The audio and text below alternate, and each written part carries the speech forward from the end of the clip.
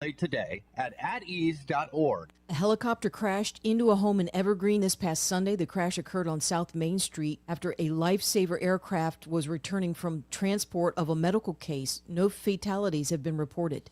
I'm Andrea Tice. For more news affecting Alabamians, go to 1819news.com. And while you're there, subscribe to the daily newsletter. Welcome to Eclectic Coins, Montgomery's largest coin dealer, specializing in buying and selling investment-grade gold and silver coins. And they have a large selection of rare coins and coins from around the world. Visit them at 543 Northeastern Boulevard or on the web at eclecticcoins.com. Eclectic Coins, where collectors who know go. It all comes down to this, folks. Yep, the entire season is on the line. But my throat has officially thrown in the towel. Sounds like you need Vicks VapoCool drops. They're max strength and vaporize sore throat pain. Whoa! These VapoCool drops hit fast. Speaking of fast, did you just see that play? Yeah, he vaporized that ball. That pun should have come with a penalty. Vaporize sore throat pain with Vicks VapoCool drops. Use as directed. Hi, I'm Brian McMahon with Turf Stalkers. Within a few months of advertising with Blue Water, our customer base doubled. If you're looking for similar results, we highly recommend advertising with Blue Water. Did you know that radio is the #1 reach platform in all of media? It's true. Call us to find out how to put radio's #1 reach to work for your business. Blue Water Broadcasting. Local folks helping local business.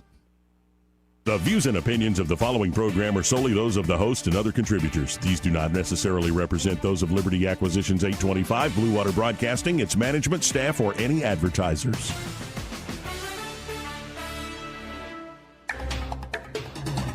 It's time for Montgomery's conversational radio show. It's News and Views on News Talk 93.1 FM. To join the conversation, call 272-9228.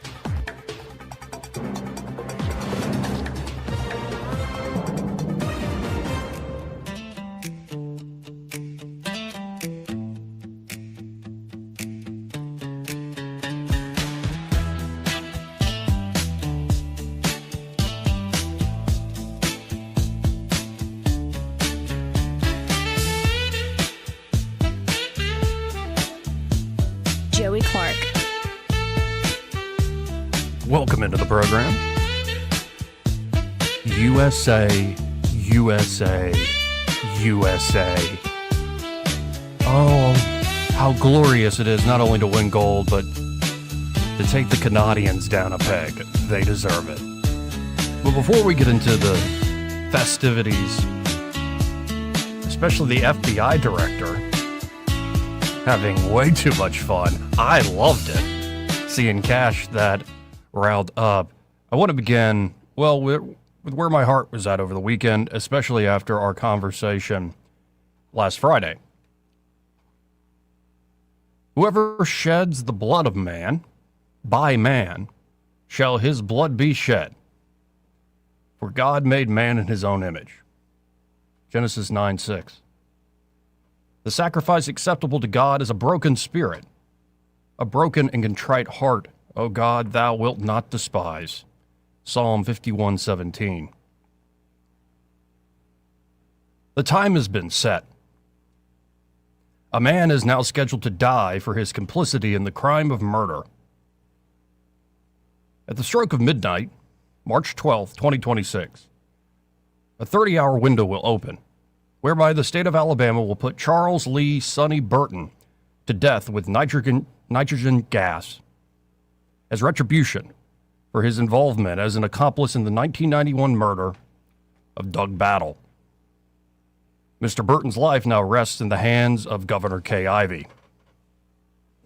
Although I have no current plans to grant clemency in this case, Governor Ivey said in a statement upon setting the execution date for Mr. Burton, I retain my authority under the Constitution of the state of Alabama to grant a reprieve or commutation, if necessary, at any time before the execution is carried out.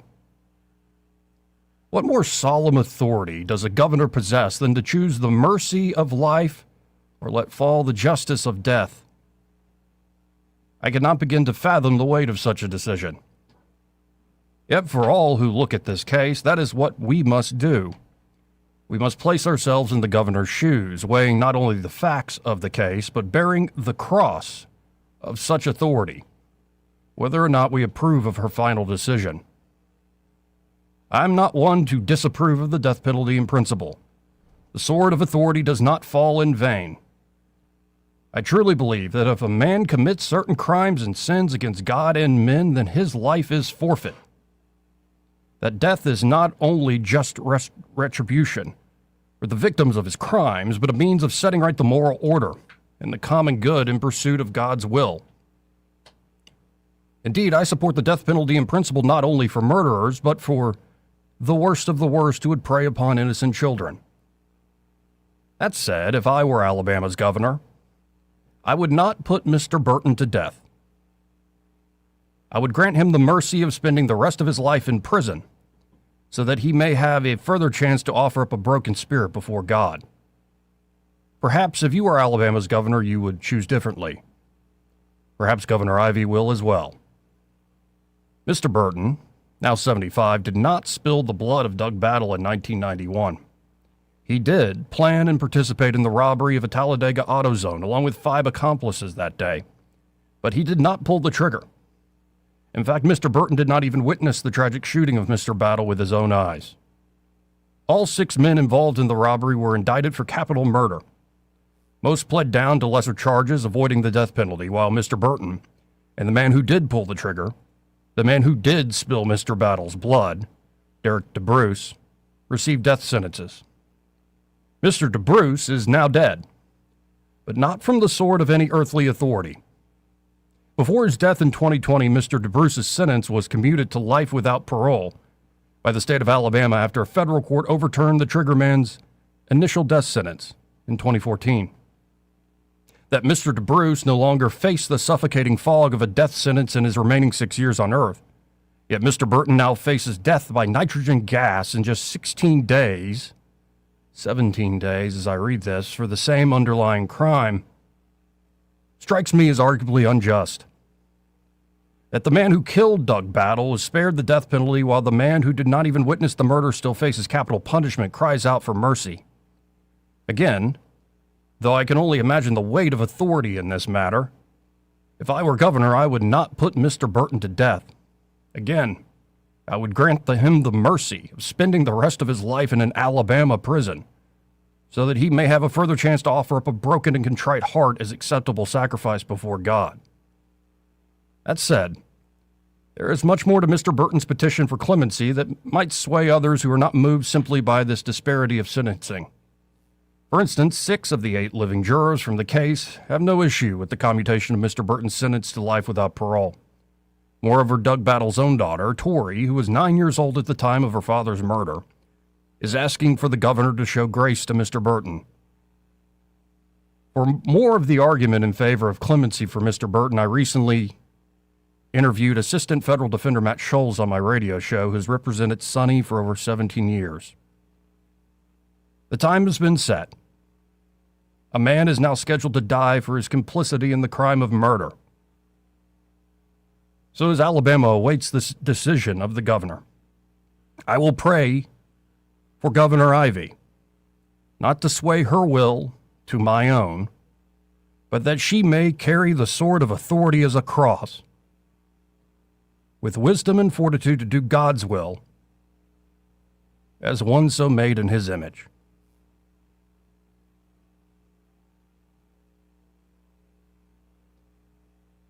But I don't want to stop there before we get into the festivities. USA, USA, USA. A candidate running for office, running for the Attorney General slot, who might very well disagree. I don't know. I haven't talked to her about it. I haven't seen her opinion about it. But she might very well disagree with me on my feelings about Mr. Burton. But I think she is without doing a full endorsement here, very, very competent, intelligent, insightful woman, running to be the next Attorney General of the state, current Chief Counsel there at the Attorney General's office under Steve Marshall, Catherine Robertson. Catherine Robertson, well, she put up an op-ed that deals with local crime here in Montgomery. I want to read that now. Republicans want to save Montgomery. Democrats say it doesn't need saving. Catherine Robertson writes, this week, State Senator Will Barfoot presented SB 298, which would allow the state to intervene when police departments fail to meet minimum staffing standards. As currently written, the bill would apply to Class 3 municipalities only, namely Huntsville and Montgomery. Barfoot has made clear that he wants to protect his constituents in Montgomery. As chief counsel to the Attorney General, I spent considerable time working with Barfoot and State Representative Reed Ingram on solutions to Montgomery's crime problem. I, writes Catherine Robertson, was asked to speak to the committee on Wednesday and listen to the bill's opponents unwittingly outline the deep ideological divide over public safety and policing. After Barfoot explained that the goal of his legislation was to increase police presence in Montgomery, State Senator Kirk Hatcher argued that, quote, the idea would be that somehow or another, if you have this plethora of officers, it's going to somehow diminish crime. That piece we know is not true, end quote. This is the same senator who proposed allowing the city of Montgomery to impose an occupational tax to be used for health care and infrastructure and to, quote unquote, bolster public safety. We don't need any help or any meddling by the state in our city halls, Montgomery Mayor Stephen Reed later said, testifying against the legislation. Catherine Robertson writes, these two statements are objectively false. The Montgomery Police Department is critically understaffed. Although the department is full of dedicated men and women, the city does not have the needed officers to patrol neighborhoods, respond to calls, and deter crime. This occurred on Reed's watch. While it is true that recruiting challenges are not unique to Montgomery, it is far more difficult to recruit in an environment where officers are asked to patrol high-crime areas with no guarantee that the city will have an officer's back if things go sideways. And they will. Still, the state hasn't been standing by while this has unfolded. Since the summer of 2024, the Metro Area Crime Suppression Unit, MAX, a partnership between ALEA, the Attorney General's Office, the Montgomery Police Department, the Montgomery Sheriff's Office, and ATF, has served thousands of warrants, made hundreds of arrests, and seized significant quantities of drugs. Though the partnership has been successful, it was not designed to be a long-term substitute for a fully staffed police department or strong city leadership. The Alabama legislature, in partnership with the Attorney General's Office, has also racked up an impressive list of new laws making our criminal justice system more honest and accountable, less tolerant of repeated offenders, and more responsive to the plight of crime victims. We've given officers more protection, prosecutors more tools, and judges more hammers. But these state-level solutions will never be an adequate substitute for actual police officers out on the beat. How should the state react when any city, especially the capital city, continues electing leaders uncommitted to public safety, asks Catherine Robertson. Should state-level Republicans bail out a city that continues to elect soft-on-crime Democrats? Or should the state, as Reed suggested, defer to a municipality's quote-unquote home rule? Barfoot and Ingram believe they can't look away. And I have and will continue to support their efforts, says Catherine Robertson. They know that Alabama's local governments are agents of the state. When those governments fail to protect the people, the state has no choice but to quote-unquote meddle. To quote author Heather McDonald, it is a profound injustice to deny the residents of high-crime communities the police presence that could save their lives. SB 298 is one solution to this injustice. And HB 36, allowing the Attorney General to appoint a distressed city's police chief, is another. If Reed wants the state to stay out of his city's business, then he should immediately admit he has a problem and publicly embrace a pro-law enforcement, pro-law and order philosophy, not as a political concession, but as an acknowledgement that it is the only way to salvage his legacy and protect his constituents. If he won't, the Alabama legislature, with bipartisan support, should give the state every tool it needs to fill the void. The people of our capital city deserve nothing less. Again, that was put out by Catherine Robertson. She currently serves as chief counsel to Attorney General Steve Marshall and herself is a candidate for Attorney General. So whether we're dealing with matters of punishment at the state level or crime at the local level, still a lot we need to take care of. But despite all the heaviness of all that, USA, baby, USA. Troy Carrico in the studio. Did you see not only the victory, but just the astounding, like, exuberant joy of celebration? Like, one of these proud to be an American moments. And they honored their teammate that had passed away. You know, their family was so moved. What was his name? McDonald. That wasn't McDonald. I don't know who it was. I have. We can pull up the details it doesn't matter. later. Right? Well, it does matter, but Pretty incredible moment. It was very moving because, Joey, it's been before you were born.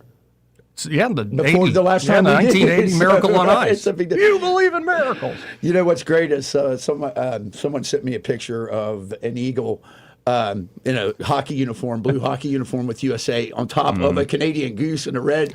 And I said, it looks like he got blue falcons. Did you see the one the White House posted? No. Like reacting to the actual the game, and it's just a American eagle, bald eagle, on top of a Canadian goose. Same thing.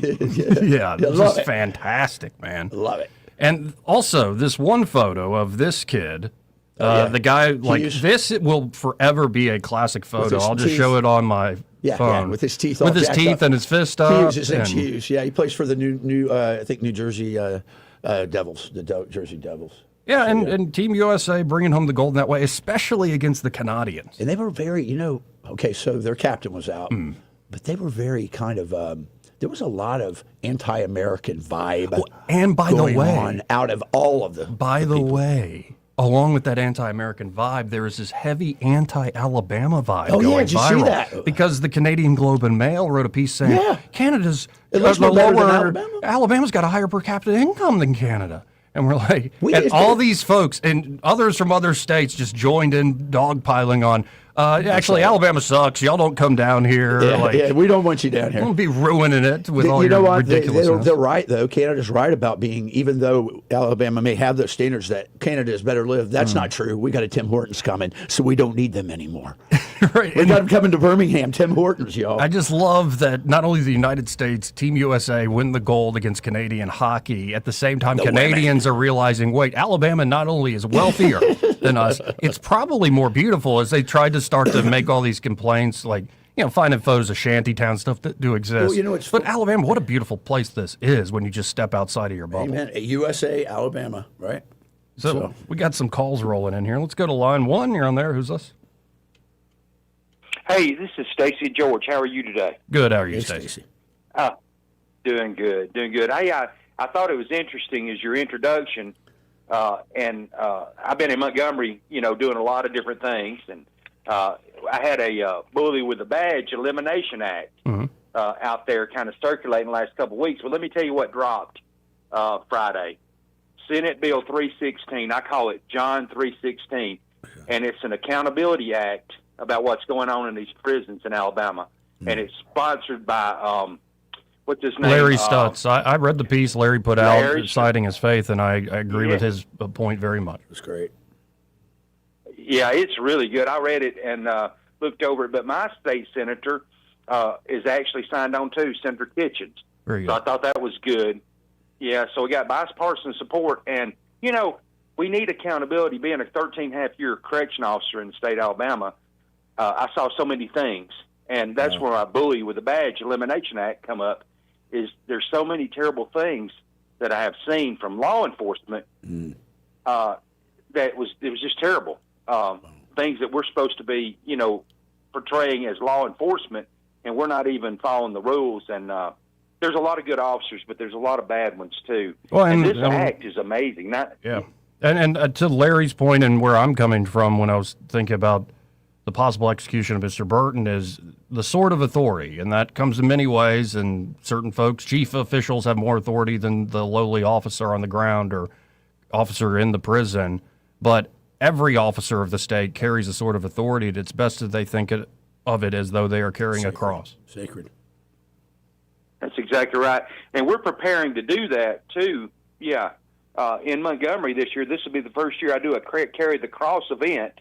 Cool. And we're doing it in Montgomery this year on Good Friday. We'll carry a 13-foot cross around Montgomery. I've already got the permission and everything. Yeah, so that's something we do every year somewhere in the state, and Amen. we'll be there this year doing that Carry the Cross event. Amen. Yeah, so it'll be good. But, it's, we've got to, what would Jesus do? The scriptures are clear, and that's what I was showing them all week. Google God, Jesus, Holy Spirit, whatever, you just Google it in the New Testament and say prisoners, and, Hebrews 13:3 comes up. And I mean, it's pretty plain what we're supposed to do. Let's be honest, right? And first of all, thank you for your service. Thank you for your service. I'm former military, but you served our infrastructure the same as anybody else, and it's probably very, very hard and thankless. But thank you. I want to tell you that on behalf of someone who cares.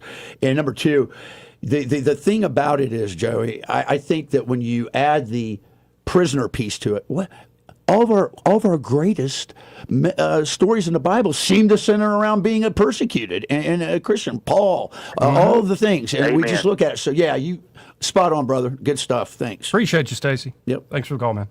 Let's go to line 2. You're on there. Who's this? Anybody there? Okay. Guess not. Joey? Hey, who's this? Simpler Days. Hey, Simpler Days. How you doing? Simpler. Anybody that wears the badge and tarnishes should be held accountable. Yep. And if we lower the standards, if we keep lowering the standards, then you're going to get a product that you really don't want out there on the streets. Yep. But anyway, in regards to what people are trying to do about the crime in Montgomery, including the state folks and one of our city council members, I think they need support to push the bowling ball up the hill. And so what I'm going to try to do is get a petition going. And Joey, could I read a short clip of the petition? Sure. And the title is Montgomery Cannot Wait. Support SB 298 and fix police staffing now. And basically it says Montgomery is facing a public safety crisis. Crime concerns are rising, response times matter, and our police officers are stretched beyond sustainable limits. We demand immediate action from the Montgomery City Council to publicly support SB 298 and implement a clear, enforceable staffing plan. Montgomery is at a breaking point. Our community is tired of discussions without results. Residents across Montgomery are concerned about our crime, officer shortages, and delayed responses. Our officers are overextended, morale is strained, and the current path is not working. SB 298 sets a minimum standard of 2 officers per 1,000 residents for Class 3 municipalities and provides a 5-year grace period to reach compliance. This is not extreme. It is a reasonable structured benchmark designed to ensure cities maintain adequate public safety staffing. Continuing without measurable staffing standards is unacceptable. Stephen Reed has publicly acknowledged the public safety challenges facing Montgomery. Now is the moment for the City Council to move beyond statements and take concrete, measurable action. What we demand, we call on the Montgomery City Council to publicly and formally support SB 298. Adopt a written, transparent staffing plan with clear, timeless priorities. Recruitment, retention, and the city budget. Provide quarterly public updates. Accountability starts now. That's basically it, Joey. I like that a lot. That's good. And also from talking to Senator Barfoot last week, this 5-year grace period, essentially you have to stair step. You have to go up 10% each year. How, in your experience especially, I know your real name, Simpler Day. In your experience especially, how difficult do you think it would be to a year staff up, say, 15 officers? Well, it wouldn't be that hard, Joey, if you had the right leadership. If you had the two individuals that were standing up there with the governor being honored for being national sheriff of, it wouldn't be hard at all, Joey. Right. I didn't think so. Hey, Simpler Days, I've said this before. I said it earlier in the week, and I believe it was with a different caller, that the law enforcement community is a paramilitary, in my mind, community, and culture matters, leadership matters. People they're doing the service, or they're volunteering and taking it on, not for money, but for a concept, a principle. And when you are derelict at command of the ship, it will be aimless and drifting. And that's, I think, where... Well, and for those keeping score, this has happened to me personally with the mayor twice. I asked him, you still have confidence in Ernie Finley as your chief of police? Oh, yeah, of course. We're due next week. The week after I asked him that, there's this whole city council meeting where officers are raising hell and whatnot, and Ernie Finley he's out of the job. Fast forward, Daryl Albert. Do you still have confidence in Daryl Albert as your chief of police? Oh, of course, and stuff. And then just a month or two later, he's gone because of whatever he was doing. It's a good rule of thumb for not just government officials, but everybody in life. Keep it in your pants. Or just don't send dirty text messages, especially if you have power. But it's kind of incredible of like, you ask, oh, you got confidence, and then all of a sudden, oh, no. And I have to say, I have liked hiring the local guy, Chief Gray Boys, but I'll just be blunt. Half the time, it seems like he's in a hostage video when he does a press conference. Well, he's cornered in between the woman he brought in from Baltimore and the man he's bringing back from Mobile, Batiste. So he's pretty well cornered in. But, I mean, Montgomery residents all over this city, every neighborhood deserves timely emergency response and leadership. Yep. And public safety is not an option. It's not negotiable. It should be a basic function of city government, and we deserve more. You're kidding, man. Appreciate you. Have a good day, gentlemen. Yep. You sir. 272-9228 if you want to get in on the conversation. That's 334-272-9228. This part of the program brought to you by Montgomery Men's Health. And there at Montgomery Men's Health, are you feeling wiped out? Especially like right when you wake up, which shouldn't be the case. No, it shouldn't be happening. Is that waistline creeping? Where it's like, I think I'm preggers. It's a chore to tie my shoes. Bedroom confidence slipping? Oh, no. Yeah, I mean, you're not going to admit, oh, yeah, but I mean, when I get going, it's like, yeah, sure, man. Right. See, the problem is if you feel it, she feels it. But here's the good news, is you're not the only one dealing with this. That's right. You're not. And there are a lot of guys, this is ED or low performance or just low testosterone in general. So they're at Montgomery Men's Health, powered by Men's Pro.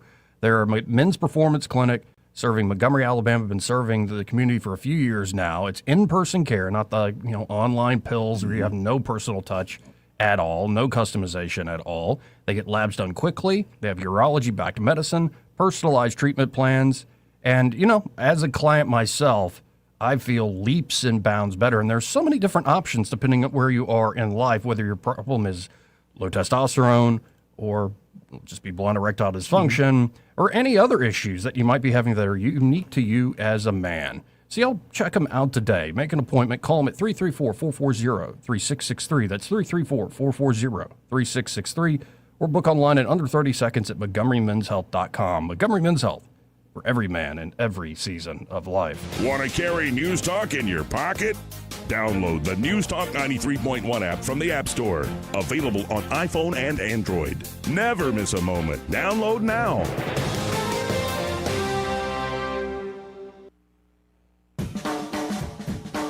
Pizza and wings. Nothing goes better with watching basketball than with something to fill up the family from Pizza Perfect. Buy any large pizza and get 10 boneless wings for free. Absolutely free. Pizza Perfect is known for their all-you-can-eat buffet that includes pizza as well as spaghetti, breadsticks, salad, dessert, and drink for only $13. The buffet is available Monday through Saturday for lunch and for dinner on Tuesday, Friday, and Saturday. Pizza and wings from Pizza Perfect in Eastbrook. Yes? Yeah, I'm Bill. You called about some breakers tripping? Oh, yes, Bill. My brother-in-law says you can do almost anything. That's me. Not much I hadn't seen. Do you really want someone who does almost anything in your electric box? Think about that. Because each year, thousands of home fires are caused by faulty wiring. That's why you want a professional, like the electricians at Crosby Electric. Bill, how's it going? Bill, ooh, are you okay? Oh, yeah, well, I didn't really need my eyebrows anyway. At Crosby Electric, all technicians undergo rigorous safety training, as well as background checks, drug testing, and continuing education. Bill, you think maybe I should call a real electrician? No, these little slip-ups happen. Everybody does it. Really? No, not really. When you need professional electric work, or you just like someone to assess your home for safety, call the experts at Crosby Electric, 272-2085, or visit us at crosbyelectric.com. Hi, this is Bo Goodson with the Real Estate Minute. Many of the real estate laws have changed recently, and you need to know how this might affect you as a seller or a buyer. As an agent of the seller, the agent owes undivided loyalty and full confidentiality to the seller. The listing agent can recommend repair services and vendors, pricing guidelines, tips to help get your house in selling shape, and negotiate offers and counteroffers for your benefit. A facilitator, which is the new term, cannot suggest a price or counter or recommend anything. They offer very limited services. A buyer agent solely represents a buyer's interest and can recommend mortgage lenders, down payment alternatives, and can suggest an offer price and write an offer. Whether you are selling or buying, you need someone in your corner that's trained to represent their clients. After training over 15,000 agents throughout the state and help create and close thousands of home sales over 4 decades, get the straight information from Bo Goodson at the Goodson Group, 221-2883. You want your floors to scream new, fresh, and stylish. But if yours are groaning, tired, old, and outdated, you're in luck. Because at Prattville Carpet, you can revitalize your floors while you save on the best brands available with perfect and professional installation and Prattville's unbeatable lifetime warranty. Hi, I'm Ray Bowles from Prattville Carpet. If you're looking for carpet, hardwood, laminate, vinyl plank, or ceramic tile, call us today for your free measurement. Start shopping for your floors right now at PrattvilleCarpet.com. Prattville Carpet, we're more than just carpet. Rich Thomas weather brought to you by M&M Outdoors. Book your stay today at MNMCampground.com for relaxation at its best. It's easy to find and hard to leave. M&M Outdoors, your home away from home. Rich Thomas weather. Well, hi, everybody. We're starting this week off on a very cold note with a high temperature only in the middle 40s today, even with the sunshine and still breezy. The coldest night will actually be tonight with a low temperature in the middle 20s. I've got us around 24 at dawn on Tuesday morning. Tuesday not quite as cold, but still way below normal. High temperature up to about 56. We'll be in the 30s again on Tuesday night, up to about 71. That's a little better on Wednesday, with the risk of showers returning to the forecast Wednesday night and especially into Thursday. From the Blue Water Weather Center, this is Rich Thomas. At ASC, we're more than a credit union. We're your neighbors. We live here, grow here, and deeply care about this community. That's why we created ASC Cares, to give back, stay connected, and support the people who make this place home. Because when our community thrives, we all do. ASC Cares, federally insured by NCUA. If it concerns your community, you'll hear about it on News Talk 93.1. News Talk 93.1 FM WACV.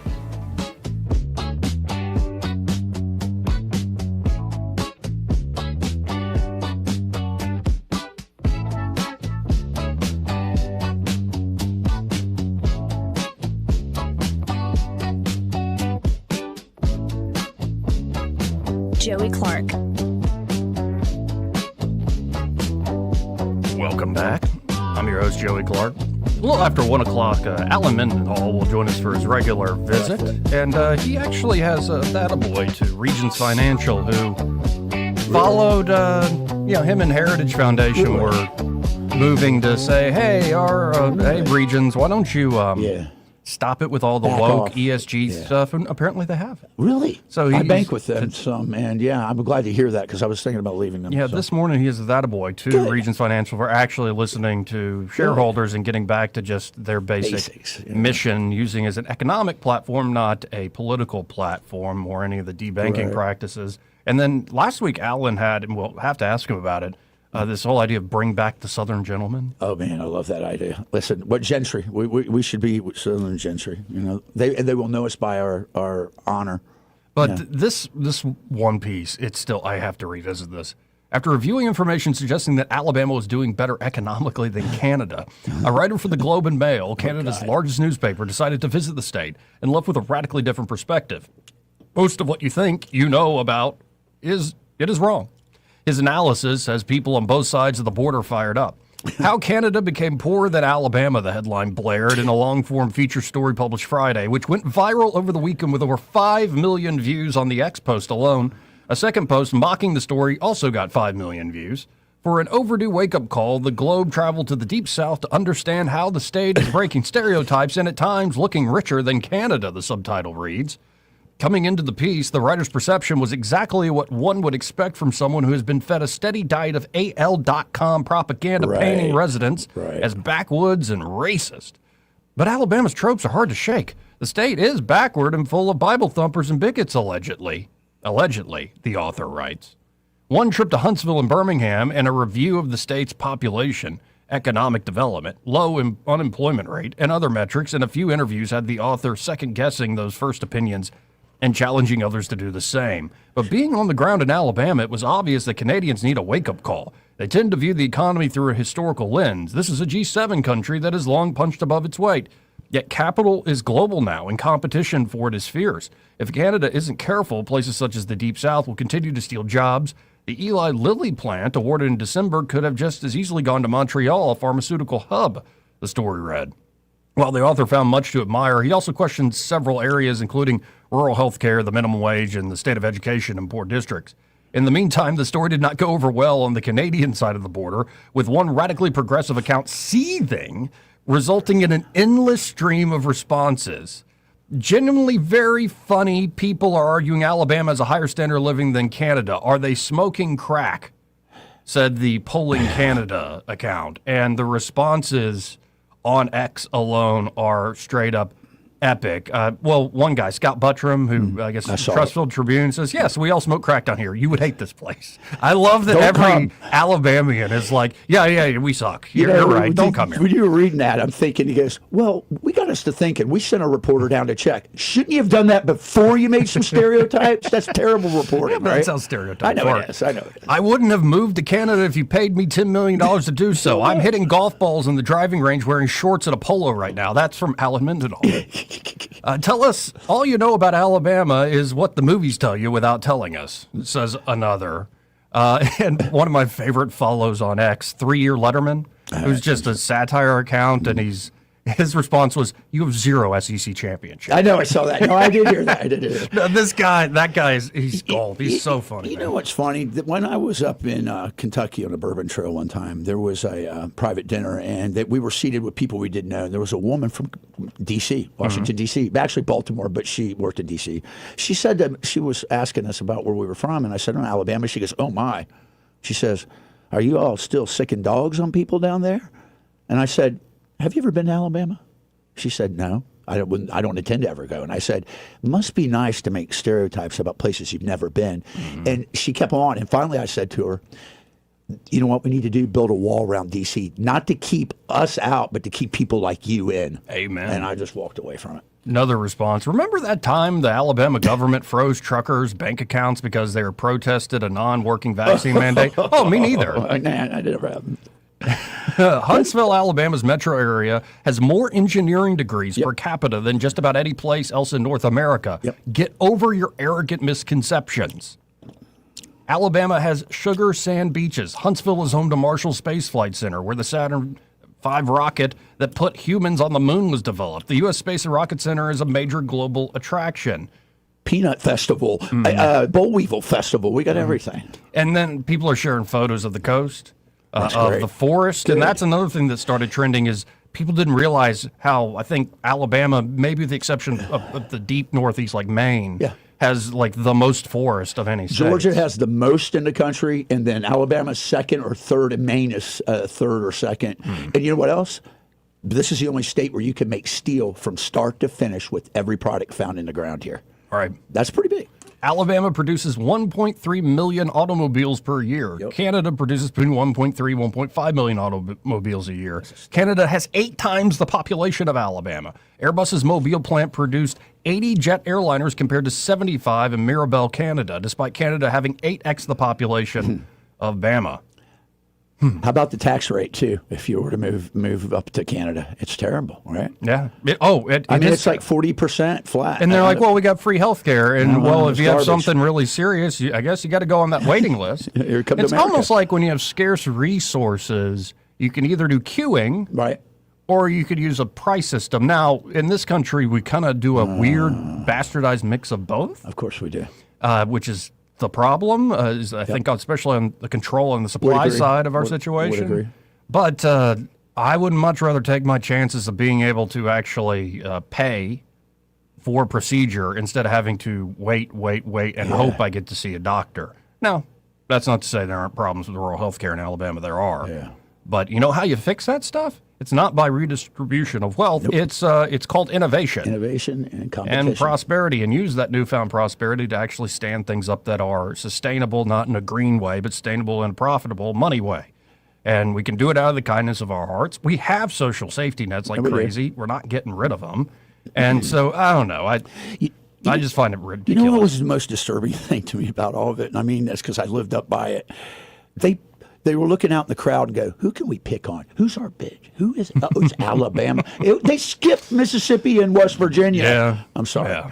That's terrible. Well, man. West Virginia is this whole thing. It's that's a different place on It's earth. Appalachian, baby. Yeah, that's a different spot. They got summer there. teeth, some for them and some for some other people. I love this response. Bold statement from a country that doesn't even have a Waffle House. I like that a lot. We got a Tim Hortons coming, though. And then when you look at also, like, people said not only is Alabama's per capita GDP higher than Canada, the cost of living is much lower, especially the housing market and compared to so many places. Yeah. So it was kind of just making me happy as I mostly put my phone away for the weekend. But when I looked at this late last night and early this morning and just saw all the love for Alabama, then mixed in with the Team USA beating Canada, it just made me so happy. Poetic justice, wasn't it? Yeah. Well, and somebody claimed on Twitter, on X, and I want to get your take on this, Troy, that the South... America has many great warriors from all over, but the South has the greatest warriors, and Alabama provides even the best. It's just true. And I attribute this, and when I did my dissertation at Faulkner on the importance of the Selma Iron Works of the Confederacy, I set the stage with the idea that what you talked about a minute about Southern gentlemen, the idea of honor and the idea of a caste system that is worthwhile investing in and honorable pursuits, coupled with an outdoorsman hunting mentality. These guys were really good. The South has. Tennessee is called the Volunteers because how many of them volunteered during the war. But some of the best warriors, Alvin York, some of these guys that came out, Chesty Puller, there's so many great Americans that have come through the military out of the South. So, and let's be honest, in the War of Northern Aggression, the Southern generals were much better. Yeah, though I think, not to say that I want to revisit the whole war. Are we getting far enough away where you can just look at it like you're looking at the Peloponnesian War? I do. If the Confederacy goal had been to take over Boston, that would never have happened. We wouldn't have done that. But you probably would have won then.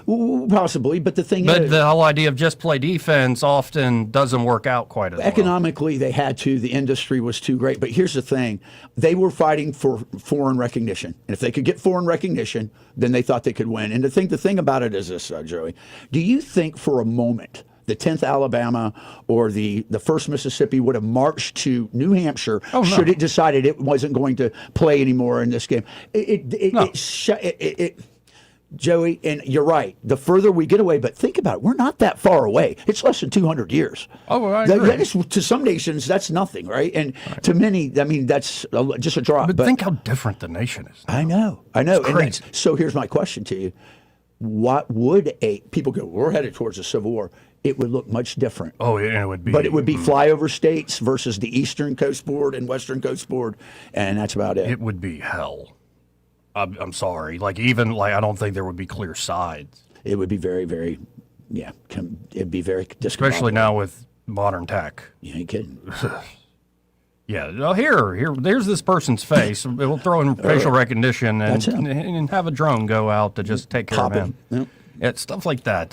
It's unnerving, absolutely unnerving. But It is always great when you see a little bit of American pride after Yeah. winning a great victory at the Olympics. And, you know, I'm in the camp of, all these folks talking about how, Alicia Liu is... I like her. Is woke. No, and I'm like, I don't care. She's cool. I don't care she's at cool, all. Man, she's cool. She's that strange alternative girl. Bet she wears Doc Martens. Mm-hmm. I bet she wears Doc Martens. Yeah, she's probably a lib, but who cares? I don't care. She's from East Bay, man. She's from around Berkeley. Right. But here's the thing. Did you see the Huffington Post story after they won the gold, saying, if you're like the rest of us, there's many of us out here that aren't proud of this thing. And We're tired of seeing the American flag waved. You dirty gutter. Who cares? Nobody reads your pub.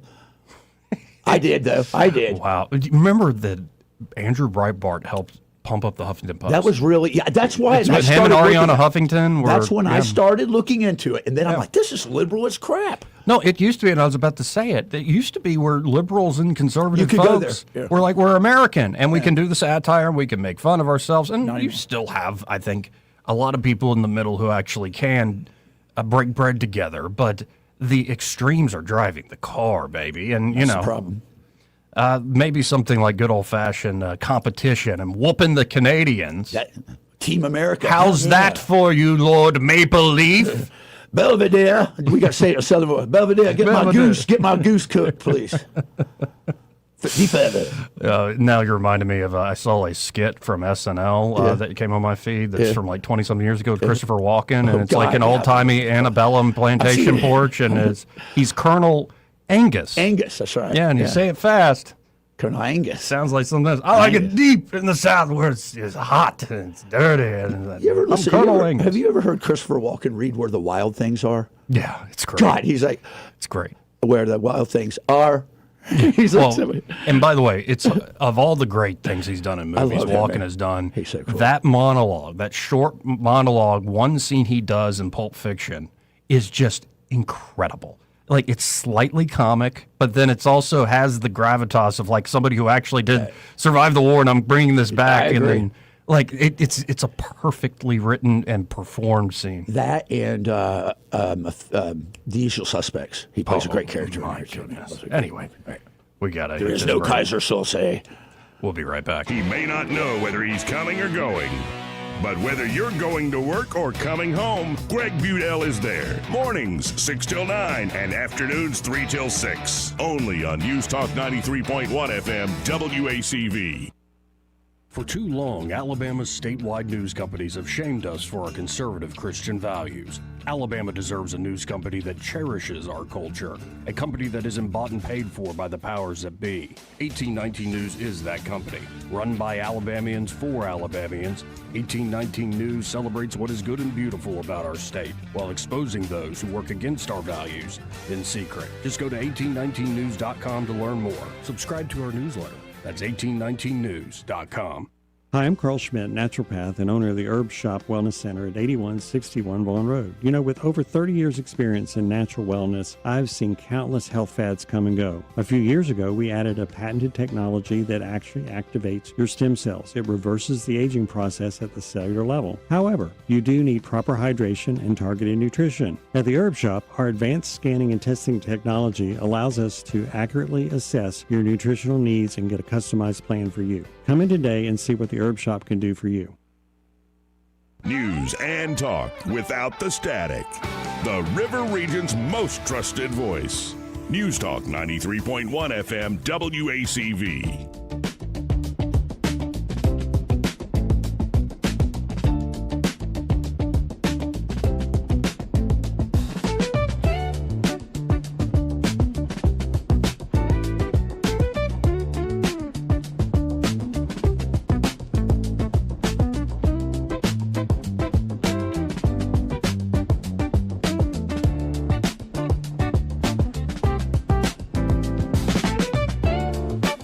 Joey Clark. Welcome back.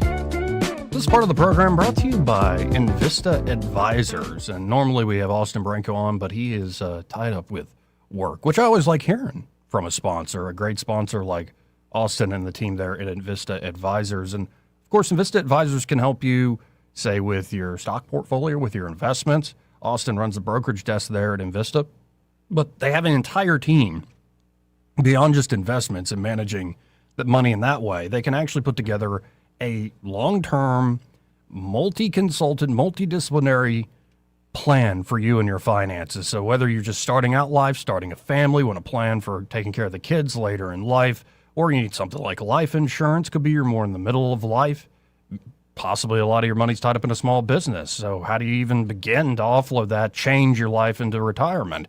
Could be you are in retirement or very close and want to make sure that that phase of life is planned out. And of course, they can handle end-of-life concerns as well. They have this integrated strategy that allows them to deliver tailored solutions and maximize the benefits for their clients. So y'all check out Invista Advisors today. Just start the conversation with a phone call, 387-0094. That's 387-0094. And be sure to tell them that Joey, that fella on the radio, sent you. Again, Alan Mendenhall should join us here in a few shopping minutes. Did you see that from the New York Times, they are saying last-ditch talks with Iran set for Thursday in Geneva. If they fail, bombing could begin. I did see that. And I watch a lot of, I check a lot of open source intelligence consortiums, and they're so nervous right now. There's reports of explosions, and they think it's partisan activity, and they're saying, oh, the bombing started. I'm like, this is coming. It's coming. It is coming. It's coming like a freight train, man. And then to the south of our border, there is actual just mayhem and havoc and violence after Jalisco, New Generation. Yeah, after this cartel boss is off, it's like the violence is spread to 2/3 of Mexico. They are renowned. It's crazy. The cartels are renowned for even supporting other cartels when a leader's taken out. Which is odd that they're the enemy of my enemy is my friend. Okay, and the thing is, they are renowned for shutting down roads, roadblocks, critical infrastructure, cutting water, cutting power, cutting all this stuff. So they're now. There's an old clip. Some guy who was a special forces operator. On Rogan, and I can't play because he's dropping the F-bomb every other word. I mean, it's appropriate in the context. What's wrong with that? I'm sorry. In the military, it's an adverb, a pronoun, and a conjunctive. A cluster. Trucker. But he was saying, okay, if Trump literally six Tier 1 operators on the cartels, even as violent and as it would be over really quick. They would have no idea what effing hit them. I've said that before. I've told you. I said we could fix this in a matter of a month or two, and it would be selective and it would be really thorough. So when Tim Kennedy goes on like these reality shows, and he's like, me and like a few other guys could take down a nation if we really needed to within a few weeks. He seems like he's probably exaggerating a little bit. He's exaggerating, and I'll tell you why. There was a group out of in the 1980s. The son of Margaret Thatcher was the president of it. It was called Executive Outcomes. Are you familiar with them? No. So look them up when you get a chance. Executive Outcomes was headed by Margaret Thatcher's son, and he took Tier 1 operators from around the world, Special Air Service, Special Forces, Rangers, SEALs, and then he primarily recruited from the Rhodesian Sela Scouts, which is their special forces. They tried on 2 occasions to overthrow small nations, and they got control, but the problem is they didn't have the resources to sustain it. And that's what I'm saying. So when you have the entire backing, he might be able to take a country, but he would get whacked. I mean, to do it sustainably. You can't do it. Yeah, you got to have. You could cause mayhem though, just a few guys. Easy. Listen, now, if I had, I don't want to say this, but I could paralyze most of the trucking routes. I see where you're going. Yeah. Very simple with a few things. Don't say it. A couple checkpoints. Now, this is Pete Hegseth being asked by Peter Ducey. This is a great clip. Oh, yeah. About the pizza tracker. On X that forecasts or tries to forecast military action based on how busy the pizza places are around the Pentagon. Next time there's going to be an airstrike, have you guys thought about maybe just going to the cafeteria? I'm aware of that account. I haven't thought of just going to the cafeteria. I've thought of just ordering lots of pizza on random nights, just to throw everybody off. Some Friday night when you see a bunch of Domino's orders, it might just be me on an app throwing the whole system off so we keep everybody off balance. Trust me, we look at every indicator. There's a reason Midnight Hammer worked. because we understood open source, we understood classified ways in which the public and others are trying to watch movements, and in sensitive ways we controlled for a lot of that in ways that only the U.S. government can do it. I mean, President Trump says this all the time. There's only one military that can do what we do. That's true. Which is why it's such a solemn responsibility for me to make sure the leaders this military have are leaders they deserve. There's an account on X. Now, it's also did you see the clip of Hegseth doing benching, 315? Yeah. I was like, I don't normally like workout videos, but I'll allow Secretary of War to show off how much he can bench. He's a former Rakkasan. I'm a Rakkasan. That's the first of the 187th Parachute Infantry Regiment. So, yeah, he's a stud like I am. Yeah, no, I can't bench that much. Nowhere near. I can get doing close. that sissy bodybuilding but you got to remember, no, I would argue, I would argue you use dumbbells. And let me tell you something. Guys that don't use dumbbells, and they maybe are benching 300 pounds, sometimes struggle with 60, 70 pounds. When I'm fresh, I can do 20 incline presses, 45-degree angle, incline press with 50-pound dumbbells. That's pretty good, yeah. Yeah, it's not amazing, but I don't ever try to go higher than that. 75 is where I limit out when I do it because it's so hard on my joints as it is. So, that's why I stick to the 50s and smart. do higher reps. You're a smart fella. Anyway. Let's hit this break. We'll have Alan Mendenhall on the other side. Broadcasting from the Riverside Chevrolet Master Control Center, this is WACV Cusana, News Talk 93.1 FM. When it's Chevy, it's Riverside. With SRN News, I'm Bob Agnew in Washington. A victory today for President Trump in part of what was classified as lawfare back when he was in between terms. Federal judges permanently barred the release of a report by Special Counsel Jack Smith on his investigation into President Trump's holding of classified documents at his Mar-a-Lago estate. The U.S. District Judge in the case, Eileen Canted, granted a request from the administration today in the probe that resulted in criminal charges back in 2023, but Cannon dismissed that case in 2024 after concluding that the investigator was unlawfully appointed. She said releasing that report now would present a manifest injustice to the president. Millions of residents in parts of the Northeast stuck at home today under road travel bans and blizzard warnings. That's thanks to a fierce winter storm bringing heavy snow and high winds.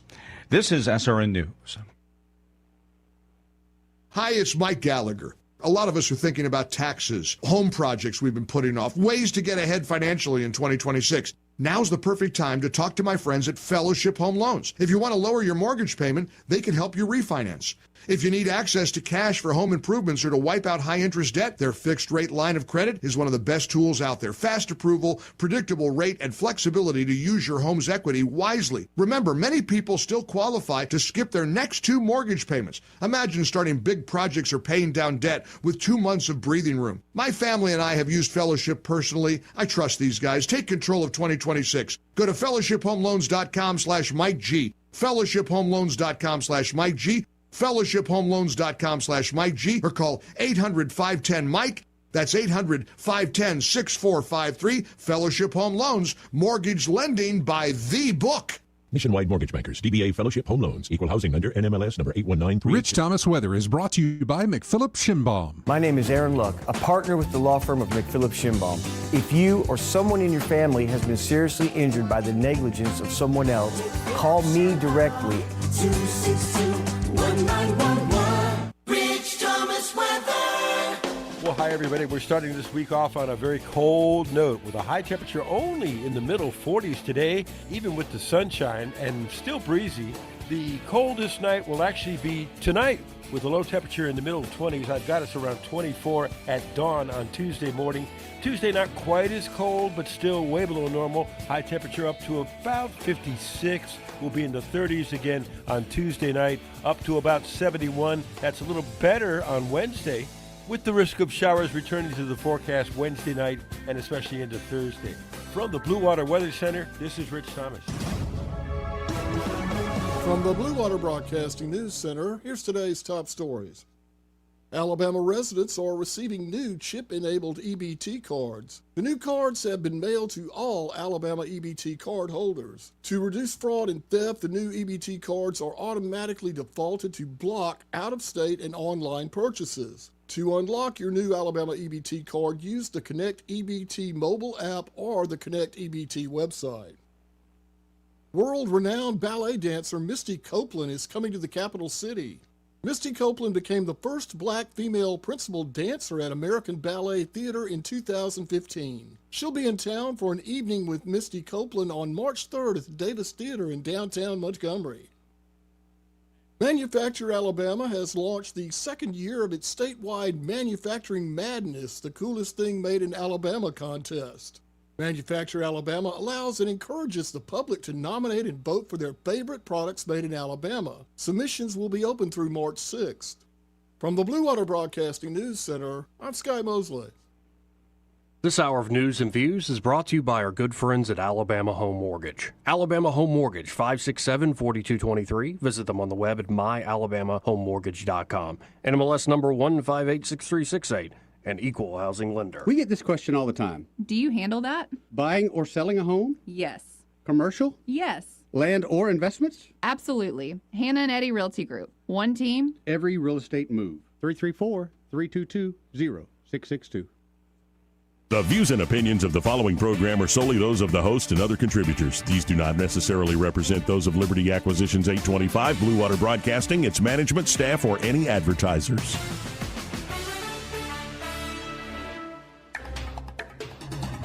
It's time for Montgomery's conversational radio show. It's news and views on News Talk 93.1 FM. To join the conversation, call 272-9228.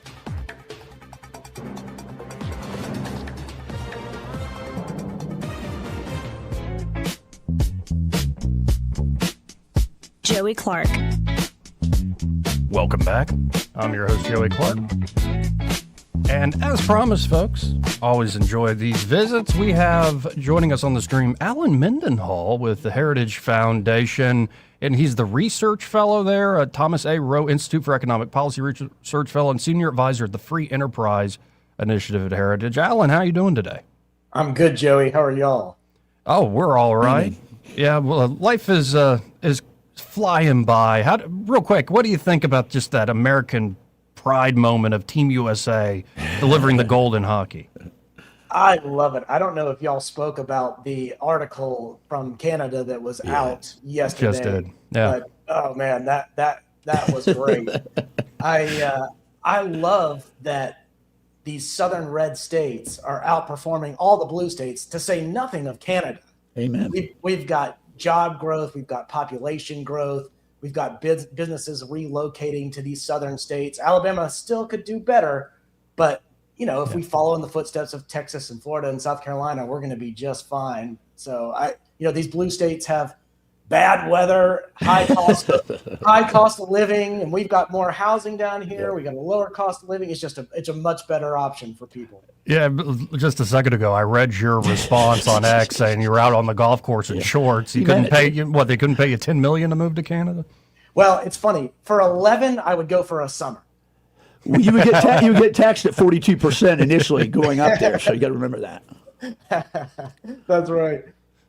So one thing that is, it's almost like I love seeing the turnaround here. The piece you have out today on Regions Financial, it seems like y'all's efforts in particular have worked, and nobody had to necessarily cry uncle. Regions just seems like has seen the error of their ways. Yeah, this was a great development. So in this engagement process, in a lot of so every one of our engagements with companies is different. In this engagement, the Boyer research team did the lion's share of the work, in part because we were frankly concerned that I might be a little bit of an impediment to the negotiation process rather than a help. So Boyer took over. They did a great job, and Regions negotiated in good faith. They are scaling back a lot of their sort of woke activities. They're disengaging from the Ceres Climate Network group, and they're making commitments to do some other things going forward to make sure that people of religious faith in the workplace are respected. And so we're actually really excited about not just the progress we've made, but the enthusiasm with which Regions responded. I think there was a short little window there at the beginning of the engagement where they were like, oh, why is this Alan Mendenhall guy writing so much about us? But we got over that hurdle and had a successful negotiation, had a successful engagement, and we actually withdrew our proposal. So there's nothing to put on their proxy statement. There's none of that. We're excited about Regions' efforts going forward. Well, and let's remind people of that fight and the initiative you're helping run there. That maybe if we could step back to a running jump here. Yeah. When did this start where corporations became not economic platforms, but vectors for social change and engineering political platform? Oh, this is a great story. So it's happened over the course of a few decades, but the United Nations and the government of Switzerland held this conference in 2004 called Who Cares Wins? And you can find the report from that conference online. It's on PDF. You can download it. And there is literally a roadmap explaining how we were going to get to sustainability development goals and how we're going to make social progress and all these kinds of things. Well, after that conference, the ideas didn't catch on immediately. But when we had the 2008 financial crisis, I don't know if you remember, but people were calling for heads to roll. People wanted like executives going to jail. And people were mad. There was Occupy Wall Street on the left, but the right didn't like the bailouts either. Nobody was happy with the big banks. But then all of a sudden, the banks saw this ESG stuff floating around and some of this corporate sustainability work, and they realized, oh, this is great marketing and PR because we can get the left off our backs if we start embracing this kind of stuff. And gradually, corporate America, which has always sort of trended left in their commercials and advertising, but yet for a long time, they would give to both political parties. You know, in the 90s, they were giving money to Republicans, they were giving money to Democrats. But this acceleration into wokeness really happened after the 2008 financial crisis. And then you had the rise of these institutional investors and asset management firms like BlackRock, State Street, and Vanguard, who were really pushing companies to the left. Both BlackRock and Vanguard have taken massive steps back from that. State Street's still doing a lot of ESG-related stuff, still doing some bad stuff, in my opinion. Those three asset management firms are still large shareholders at Regions. So when you think about what we were able to accomplish in Heritage, that's great because we're probably going up against adverse engagement by a firm like BlackRock. I don't know what BlackRock did during this process, and I have no idea, but it would not surprise me if they were oppositional to what we were trying to do. And sometimes all some of these corporations need is just the alternative pressure coming from a different direction. Oh my goodness. We heard that so many times. So we engaged 26 companies this season, and we've withdrawn about 10 proposals. I think we were talking about withdrawing the 11th. And I can't tell you the number of those companies. I don't know if it's half, maybe less than half. I don't know. I don't have a ready figure for you, but many of them come and say something like this. Thank you. We've gotten so much pressure from the left that all we needed is just somebody on the right to tell us to stop doing this or to give us just the slightest bit of pressure because we don't want to be doing this. It's not good for our business. It takes us away from our core business purpose. It alienates consumers. We don't want to be doing it, but yet because we're feeling the pressure from shareholders in only one direction, we felt that we had to go in that direction.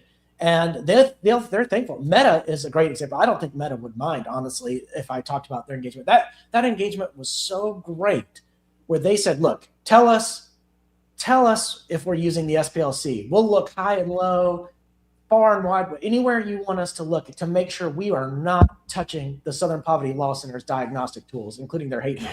We don't want to go anywhere close to that. And it was awesome. So they dropped it. Other companies that had a similar engagement, MasterCard was very similar in their SPLC. They dropped SPLC right away. Salesforce dropped SPLC right away. SPLC is toxic for American businesses. And they realize it. And a lot of these companies didn't realize they were even embracing the SPLC diagnostic tools. What happened is in their charitable giving, they use a company called Benevity, which sets these screens. So if you want to do employee matching and you have an employee who wants to give to ADF or Family Research Council or Turning Point USA or any other normal mainstream conservative organization that the SPLC has designated as a hate group, then you couldn't get the employee match. Well, as soon as these companies found out that Benevity was doing that, they directed Benevity to stop. One company in particular, I won't use the name because I don't know that they would really want me to use the name in this context. They said, look, we really like Benevity. The service they provide is really good. If they just drop the screens, we'll be happy. And that's what happened. Benevity dropped the screens and everybody was happy. And that was a successful engagement. Everybody ended up happier. The company ended up a better company. We got what we wanted as shareholders. Perfect situation. Yeah, and there's almost this moment, and I forget what year, but early in the Biden administration, I guess it's right after Elon Musk buys Twitter and turns it into X. And this may have more to do with the media fights and who controls the narrative. But I think symbolically, this pushback against, say, the corporate cartels and this network of folks just embedded within the corporate culture is when Elon, sitting down with Aaron Ross Sorkin, says, if you're going to try to blackmail me with money, go F yourself. And it just seems to me like that was, you have one guy who does have the money to be able to say that, actually pushing back, and then you have people like yourself and so many organizations that are now providing to these corporations. You don't have to give in to these tactics. You don't have to give in to these folks that are putting the pressure on you. I love it. Well, my favorite thing that Elon Musk did was set the press inquiry function in Twitter to a poop emoji, so that whenever a reporter reached out for comment, it would respond automatically with a poop emoji. And for like 2 weeks, the press, in total seriousness, would be like, we reached out for Elon Musk for comment, and we received a poop emoji. It's just so funny. I have to share something with you. Alan, I'm very happy with what you've done with Regions. I have one account with them for my VA deposits, and I have noticed in the most recent web when you go to their online accounts, they've changed a lot of the graphics and some of the insinuations that you can read through it between demographics and things of that nature. And I thought, And when you said that, and Joey was talking about it earlier, I thought, good, because I really despise that about them. So, yeah, thank you. And then on the ESG, all you've got to do, Alan, is look at where it derives from. It's all about globalism in every one of those aspects, from climate to the governance to the society and social.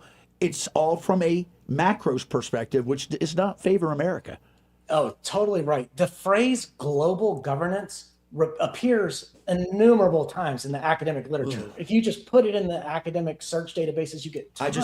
I just did. It's you get a full ton. of it. That's what... and the World Economic Forum pushes it, and Klaus Schwab pushed it as part of his book on the Great Reset, which, by the way, it used to be you could say the Great Reset and people would be like, oh, it's a conspiracy theory. Like, no, it's literally in the title of Klaus Schwab's book. It's the title. That's what he wants to do. And he uses the term global governance in the book. Now, I want to shift gears here to a piece you had out last week. And I don't think I've ever qualified or ever been close to having this status, but there's a particular type of man disappearing. And honestly, this is happening, I think, all over the country, where local cultures and local sense of identity is being flattened out by the general media we have. But there's a particular type of man missing more and more these days around these parts, right? Yeah, I enjoyed writing that piece. It was on the Southern Gentleman, and it reminded me of both my grandfathers, because they suited up every day and they were very meticulous about their mannerisms, their dress. They were like George Washington's, but they didn't do it because they were trying to be ostentatious, or they were trying to be elitist or something like that. It was a coherence of inner life and outward expression. It was a sign of self-respect, a sign of seriousness. So it wasn't about the thing itself. It wasn't about the suit. It was more of a posture of the soul. It was to reflect learning and refinement and high standards. It was manners that were, I guess, inhabited, that you actually held them rather than purely performative. So there was a line in there, I don't recall because it's been like 2 weeks since I wrote it, a week since it came out. But there was a line in there about the distinction between the dandy figure and the dapper. You dress dapper, but never a dandy or something like that. Right. A dandy figure is sort of the effeminate Oscar Wilde figure. Oscar Wilde, I was going to say. Yeah, he's the type, he's the dandy type. And this is most certainly not that. This is more of like an Atticus Finch, a very masculine figure who can carry himself with dignity and who floats between classes. For him, class is permeable. I think about my grandfather. He would go fishing with the caddies at Atlanta Country Club, and he would take them fishing after he played golf. So he'd go play golf, and he'd had somebody caddy for him, and that seems like it's very aristocratic or something. But then after the round was over, he would take those guys fishing. And guess what? They would fish together. They would fill up the same bucket of fish and put the ice in there, and they would all take it home, and they would all cook the fish and eat it.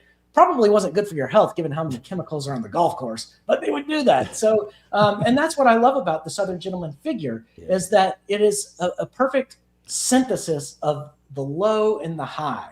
You know, you could ride horses or read a book.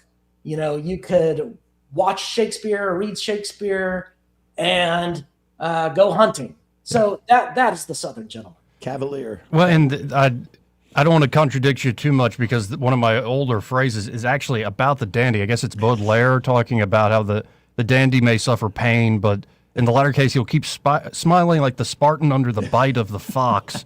So there is, like, in a way, dandyism became like Valentino and Little Richard and some of the more ostentatious stuff.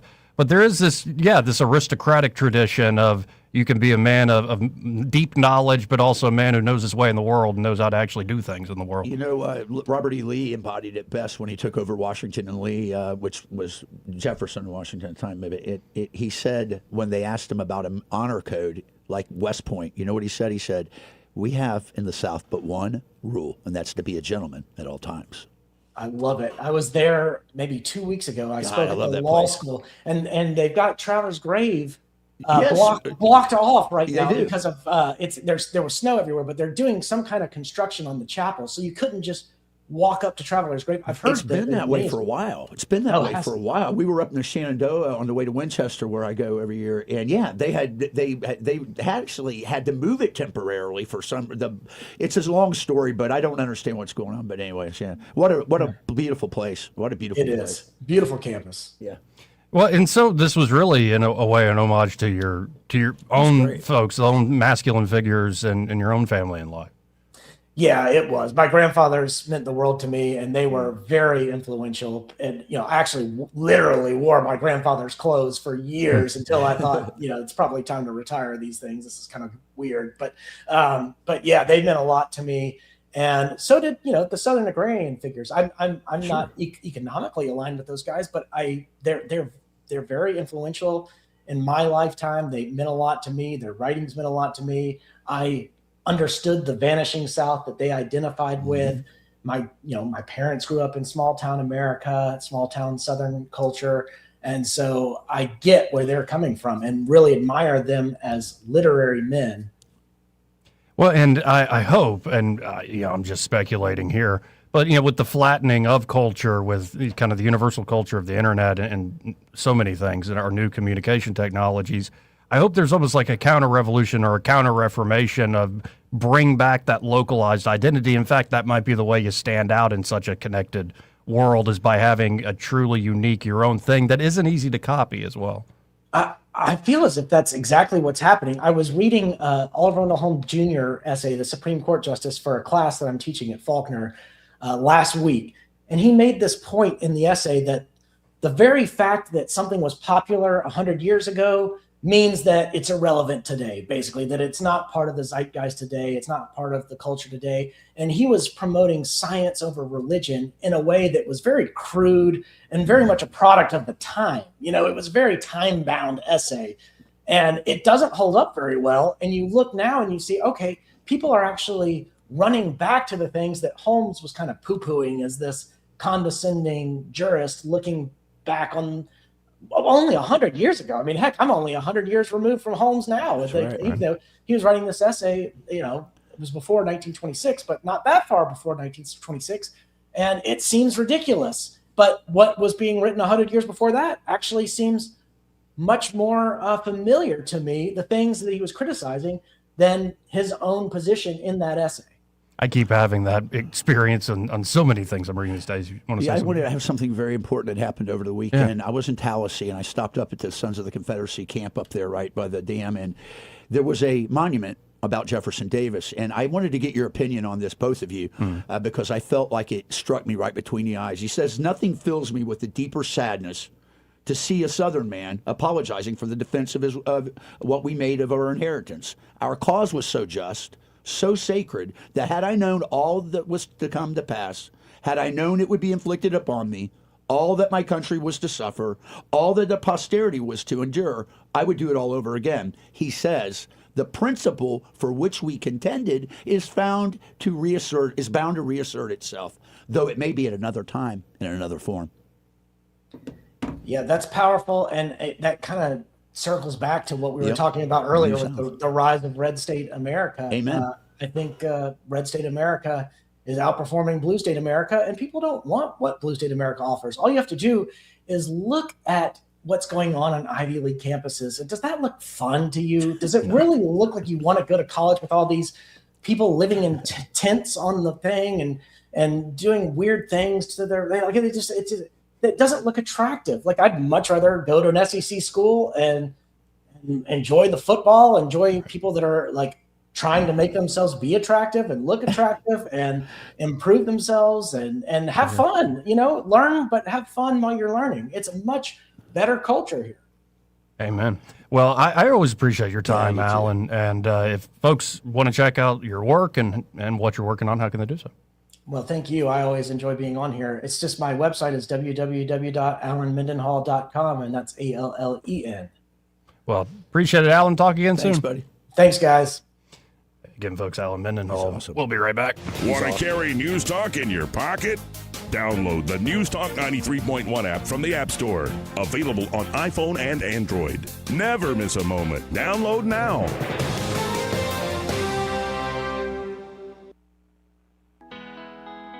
Blue Water Broadcasting hopes you'll open your heart and lend a hand during Warm Hearts for Seniors. We're collecting much-needed supplies for the Central Alabama Aging Consortium, which provides vital home and community-based services for seniors, disabled adults, and their caregivers in Montgomery. Their mission is simple but powerful, helping seniors live active, independent lives where they can truly thrive. Here's how you can help. Donate items like cleaning supplies, blankets, fans, meal replacement shakes, exercise stretch bands, and stress balls. Drop off your donations at our sponsored locations: Riverside Chevrolet, Piggly Wiggly in Prattville, Corky's Homes, Premier Portable Buildings, Southern Metal Supply, and also at Blue Water Broadcasting Studios. Together, we can make a real difference for seniors right here in the River region. Please join us for Warm Hearts for Seniors, and let's give back to those who've given so much. It all comes down to this, folks. Yep, the entire season is on the line. But my throat has officially thrown in the towel. Sounds like you need Vicks VapoCool drops. They're max strength and vaporize sore throat pain. Whoa! These VapoCool drops hit fast. Speaking of fast, did you just see that play? Yeah, he vaporized that ball. That pun should have come with a penalty. Vaporize sore throat pain with Vicks VapoCool drops. Use as directed.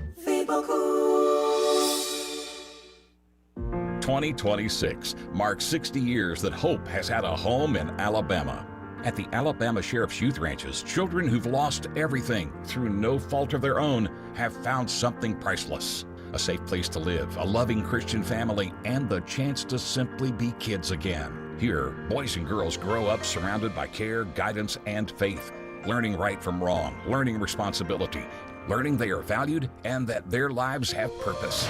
As the Alabama Sheriffs have believed for 6 decades, it's easier to build boys and girls than to repair men and women. These former ranchers are now teachers, parents, business owners, and leaders, living proof that love, structure, and faith can change a life forever.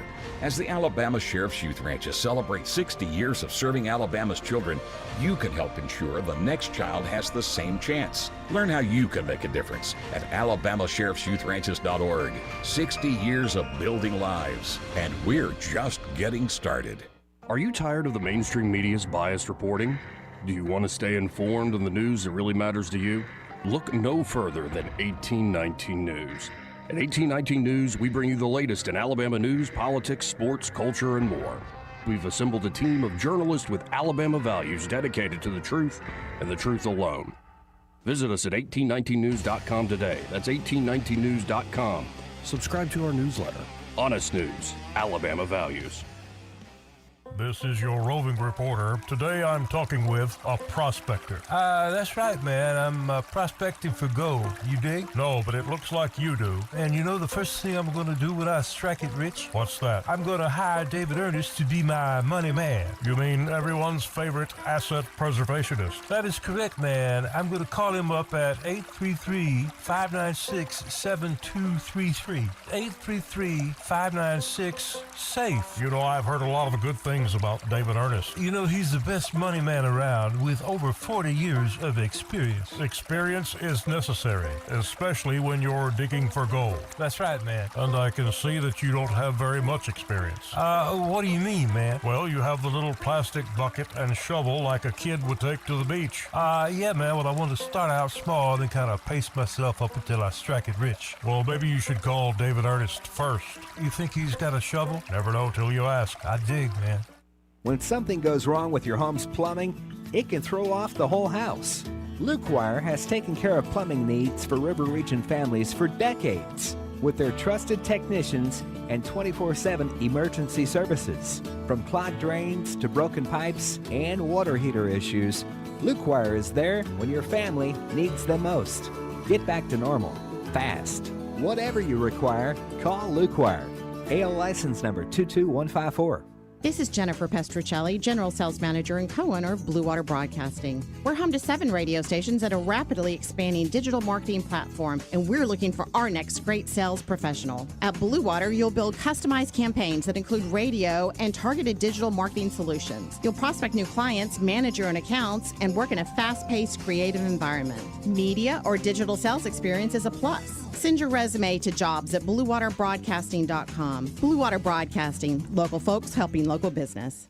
This hour of news and views is brought to you by our good friends at Alabama Home Mortgage. Alabama Home Mortgage, 567-4223. Visit them on the web at myalabamahomemortgage.com. NMLS number 1586368, an equal housing lender. Rich Thomas weather brought to you by M&M Outdoors. Book your stay today at MNMCampground.com for relaxation at its best. It's easy to find and hard to leave. M&M Outdoors, your home away from home. Rich Thomas weather.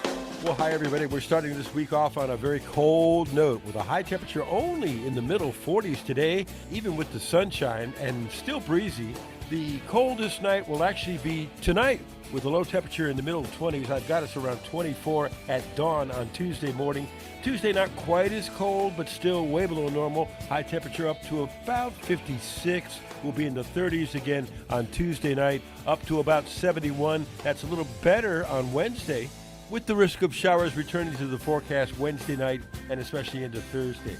From the Blue Water Weather Center, this is Rich Thomas. CB&S Bank, serving families and communities since 1906. Proud to be named 16th best performing bank nationally in their asset category by American Banker. Learn more at cbsbank.com. CB&S Bank, member FDIC, equal housing lender. The River Region's first and only news talk station on FM. Live, local talk. News Talk 93.1 FM WACV.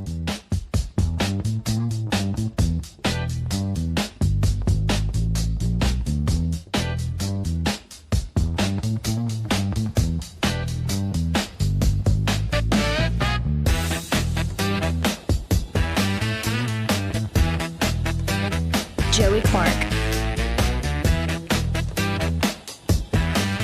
Welcome back. I'm your host, Joey Clark. Troy Carrico here in the studio. 272-9228 if you want to get on the conversation. That's 334-272-9228. Did you see, just sticking again, there's a lot of 1819 news that I want to cover today because just some of the stories, they jump out at me. April Marie Fogel. Her piece out today, Hoover High School students vote to keep trans-identifying male out of beauty pageant, honoring 61 years of tradition. Good. For 61 years, young ladies from Hoover High School have participated in the Hoover High School Beauty Walk, sponsored by the senior class representatives within the Student Government Association. This year, a boy who identifies as a girl attempted to participate but was denied entry, sparking outrage by some and hails of courage and common sense by others. On Saturday, 105 girls in the school's senior class participated in the event, at the historic Alabama Theater in Birmingham. That is a beautiful theater, really is. It is. I believe I saw Jordan Peterson there. Nice. When they say historic, though, one thing I've learned, and I learned this also. What's the submarine on the right outside of Tampa Bay? That's a historic one that you can go tour. Not the Sunfish. I know what you're talking about. Yeah, and I remember this hit me when I went and we toured that when I was a kid. Yeah. Going to the Alabama Theater is it used to be just even say 100 years ago, people's butts were a lot smaller.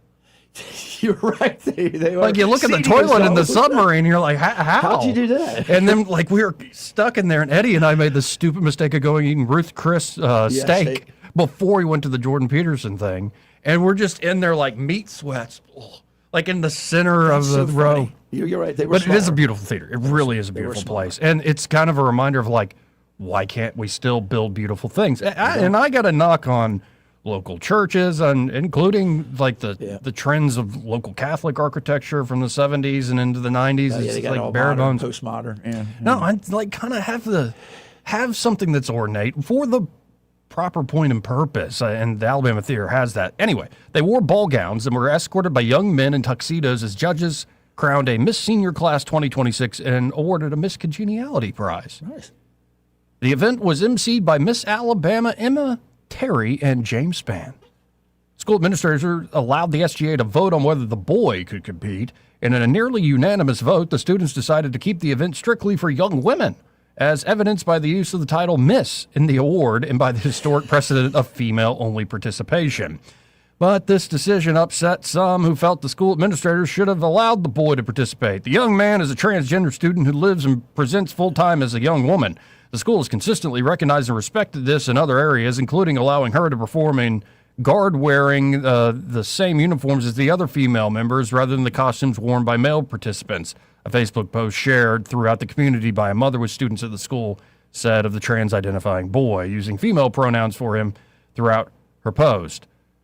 The young man completed her registration paperwork, submitted her entry fee, and attempted to sign up like any other senior. She was told she could not participate because the pageant is limited to biological females. We are not seeking controversy for its own sake. We're asking for accountability and compassion so that no other child at Hoover High School or anywhere else experiences this type of public rejection. Hey, ma'am, and I think the woman who posted this first name is just Ginger. Ginger, have you ever thought that sometimes public rejection is a form of compassion and love? Yes. Telling you when you're wrong. Now, there's definitely a line that can be crossed where you're just being downright ugly to somebody, and that happens all the time in this world. Yep. But saying, no, we're not entertaining this.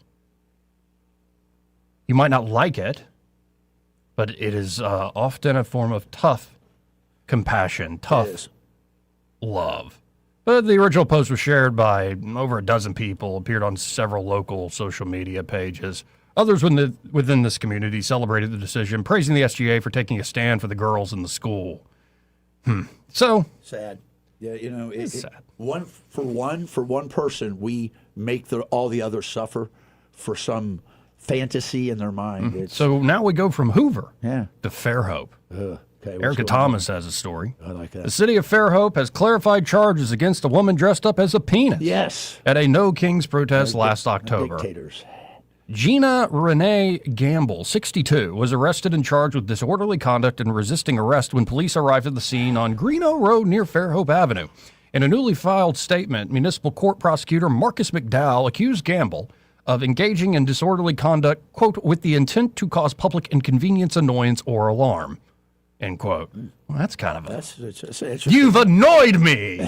You're under arrest. Make something up. McDowell stated to the court that the defendant was using, quote, abusive or obscene language, conduct, or gestures dressed as a giant erect penis. Did he have to add erect?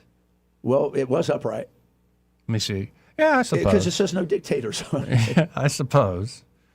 Maybe she was just. It was semi-flaccid. Maybe she was just showing as a shower. Police claim they received calls concerning traffic hazards, and when asked to remove the costume or leave the location, McDowell said Gamble, quote, intentionally attempted to prevent the officer from effecting a lawful arrest and provided false identifying information. In a video released by the defendant's attorney, Gamble can be heard saying her name was Antifa. Antifa. Gamble reportedly maintains a social media presence on Threads. She joked about needing an Antifa attorney following the arrest. The city clarified that the alleged actions violated Municipal Ordinance 1240. The defense maintains the arrest was unlawful and Gamble had the right to resist arrest. The case is set to go before court on March the 4th. So the penis costume case is going forward. Continues. Yes, it continues. Yeah. It stays erect. Yeah, it is just. Can you go that long, though? I don't know. Montgomery Men's Health, where are you? Yeah, at a certain point, I'm like, I don't know. It is situational. I'm like, if somebody showed up in a big old penis costume, or even a little penis costume, in front of like a bunch, like where kids and families are. I think it was during on a Saturday or something, and I would there have were an people issue downtown, with and it. families are like, come on, get away from the big penis. But if you're at like the meat market where all the Air Force bros and gals are going to, strip clubs swap spit, and yeah. No, I was talking about Aviator Bar. There's none here. I was talking about Aviator Bar. Right. Well, that's where they're usually at, though. Aviators hang out in strip clubs. Oh, really? They're bad. Is that where the fighter pilots get that extra gusto? Like, yeah. No, I thought they'd be at a piano singing Great Falls of Fire. Oh, yeah, that's exactly right. That's all they're doing. Piano bar. Right, and push-up contest. That's right. right. That's all they're doing, that wholesome sort of thing. And then Pete Hexus will come in, I can kick all your butts.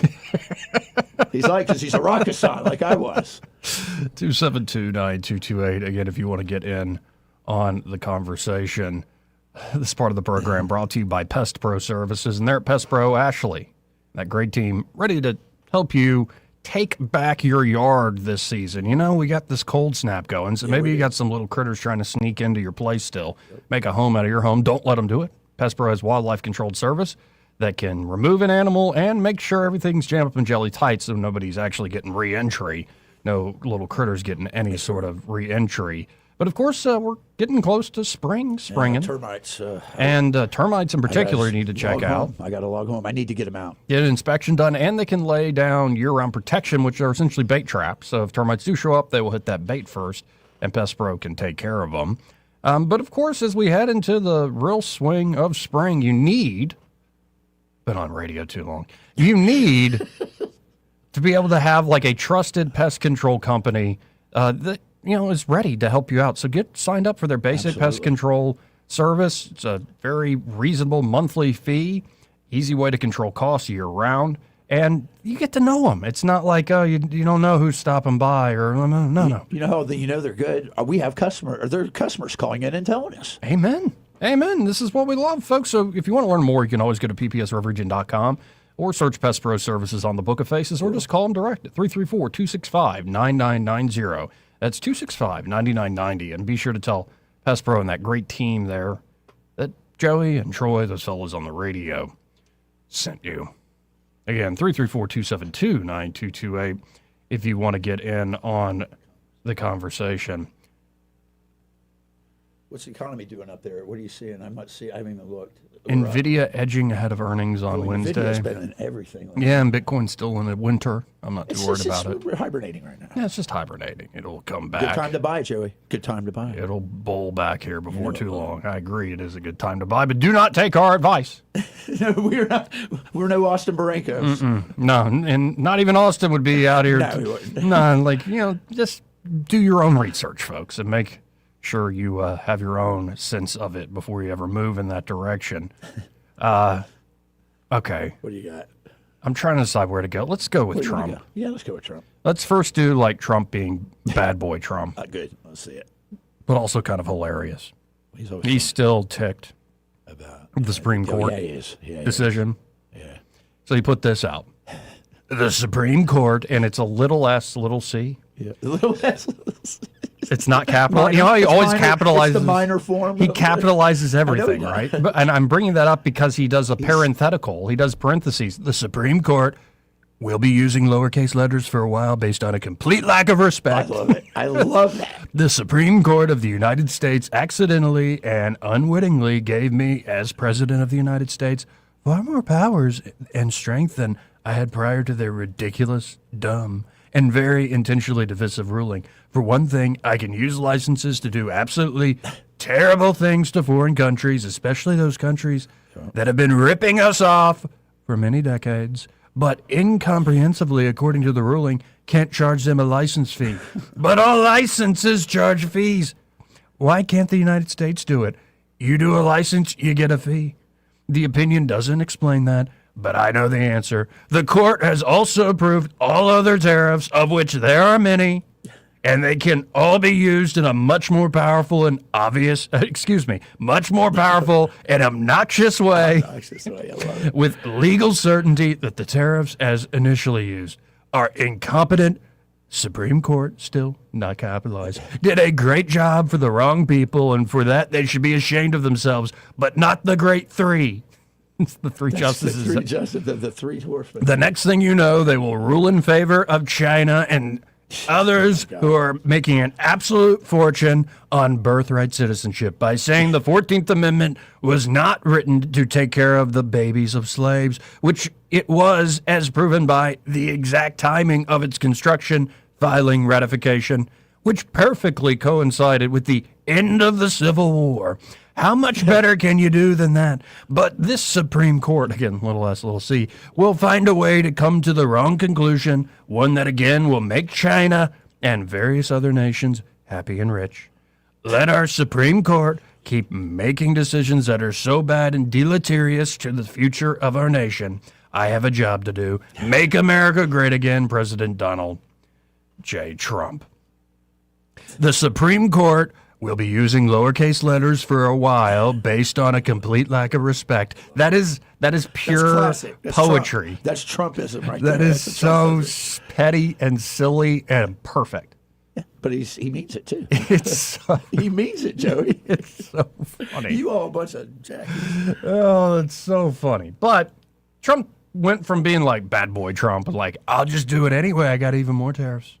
You made me even stronger. You know what he says? He kind of summarizes it, I think, in an earlier statement. He goes, I was trying to take it the easy way. I don't want to go nuclear on these people with Right. embargoes and stuff, but no, what are you going to do? This is essentially a version of the wall just got 10 feet taller. That's great. Now, Trump today, though, did a more solemn thing. Okay. He invited angel families, Oh. those who have had their loved ones taken, murdered, taken from this world for the time by illegal immigrants. And to open this up, they had a musical number done by the troops. I don't know if you would know the what this group Let's would take be. a look. I have a feeling I know who it is. This is the Capitol, probably, or band, military band. But as before, and many of the angel family spoke. Afterwards, Trump himself spoke. He declared a National Angel Family Day. Good. But let's listen in to how the ceremony was kicked off.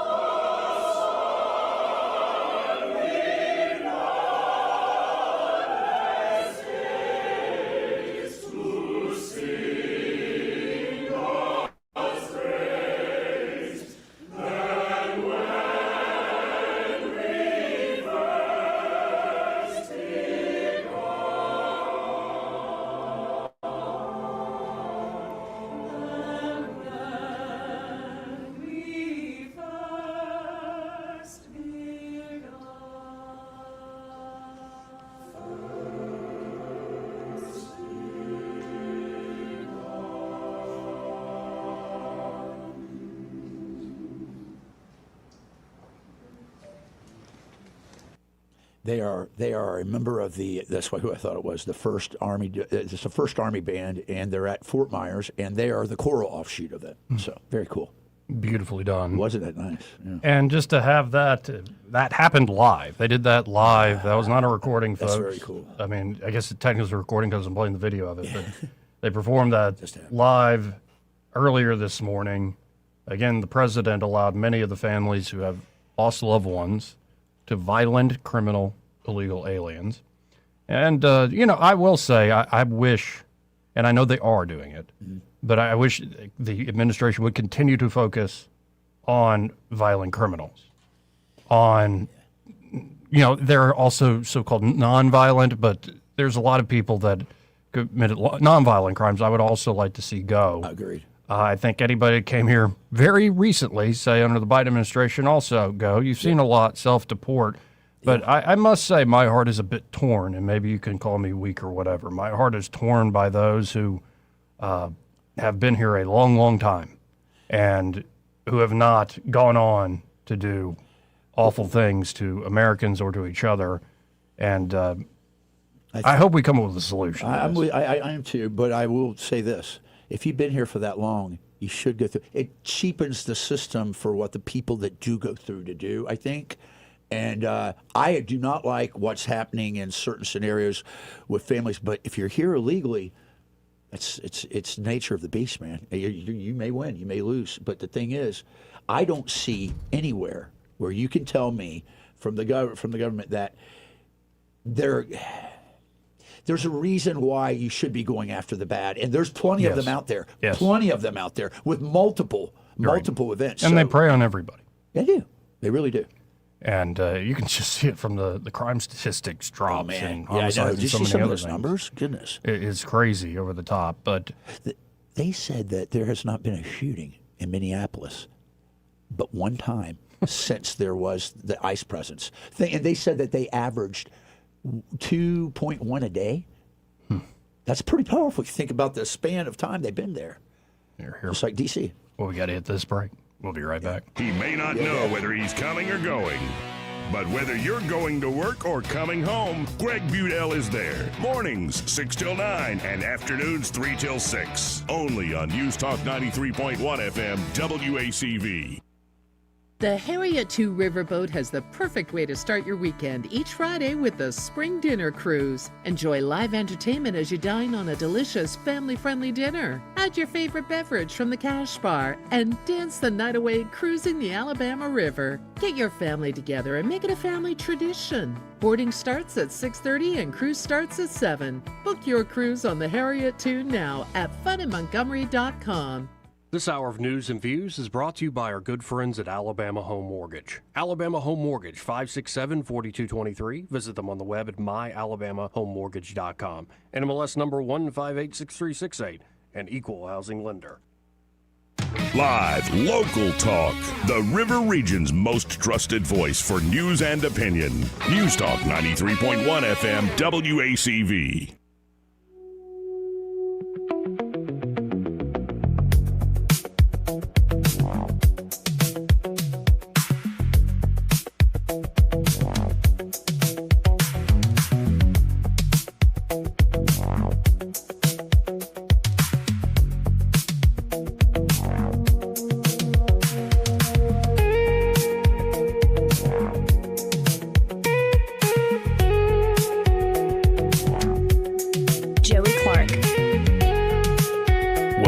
Let's go right to the phones and talk to Michael Cohen with Cohen's Electronics and Appliances. Hey, Michael, how you doing today? I'm doing great. How are you? Oh, life's all right. What's the score there today at Cohen's? It's like 21-0.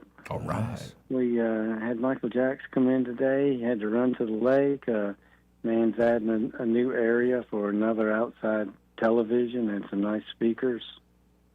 Getting some really huge outdoor speakers and then a really nice Samsung Terrace model outdoor television. So we had to get all that wired up back to his control system and get the speakers wired. So anyway, as soon as the contractor gets everything done, we'll be ready to go put in some electronics and he'll be blasting his neighbors from across the lake. I love it. I love it. And folks, amazing products there. The huge difference, though, is the service before, during, and after the sale, as you just heard Michael describe. I mean, come out, install, they do it the right way. In fact, I mean, your guy wants to do it the right way because he doesn't want to have to go back out there. Well, and you know, I joke about it because I think he does it the right way for all selfish reasons, so that he can be one and done. And next time he comes out to the customer's house, hopefully it's because he's selling them a new something, whatever they need. And, you know, that's the whole goal is, you know, I used to hear some of the older people say, you know, if you don't have time to do it right, when do you have time to do it over? And he pretty much abides by that rule. He wants to do it right the first time. Well, folks, y'all check him out, whether you're looking on the electronics, a TV, audio solutions, that side of the store, or you're looking for a new, say, washer dryer unit or a new fridge, or it could be after spring gets going, you really want to be outdoors grilling all the time. Mm-hmm. Well, they've got a lot of those grilling options, many different types of products there. So y'all check them out. You can always shop online at thinkcohens.com, but nothing like stopping by 2515 Eastern Boulevard here in Montgomery. They're open 9 to 6 Monday through Friday, 9 to 4 on Saturdays. And be sure to find Michael and be like, ooh, I'm surviving this chilly weather. And Joey, I heard Joey, that fella on the radio, talking to you. Well, that's right. That's right. Y'all come see us and, you know, ask us some questions. Let us ask you some questions. Let us help you make the right choice for whatever it is, appliances or electronics. Have a great day. Stay warm. You too. Again, that's Michael Cohen with Cohen's Electronics and Appliances. Be sure to tell him that you heard him on the radio here with that Joey Clark fella. So this was Trump right after. They lit a vigil candle, then had the choir presentation and performance of Amazing Grace. That's great. And then Trump, well, why bring all these folks together? Well, this is why. This was the president this morning, signing a proclamation of sorts. Let's listen in together.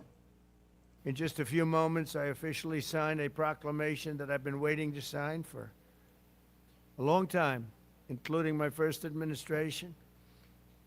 There were so many different legal roadblocks, it was incredible. We got it done, and I'm doing it today. February 22nd is going to be National Angel Family Day. Very important. So many incredible family members and friends, parents and children. On February 22nd, 2 years ago, a brilliant 22-year-old nursing student named Laken Hope Riley went out for a run on a college campus in Georgia. Laken was viciously attacked, brutally beaten and murdered by an illegal alien gang member who the last administration heartlessly released into our country. Heartlessly, indeed. Yeah. And that's one thing that's just so frustrating is that when the system's working well, it should be case by case. But when you purposely flood that system to where you don't have enough judges, you don't have enough processing at all. It was intentional. And that's the thing where my heart is torn, that it is not so much a person that I regret even having as my neighbor. It is more so the cynical use of mass migration. Demographic warfare. To essentially create a one-party state. And if you can't win elections, you just bring in a different electorate.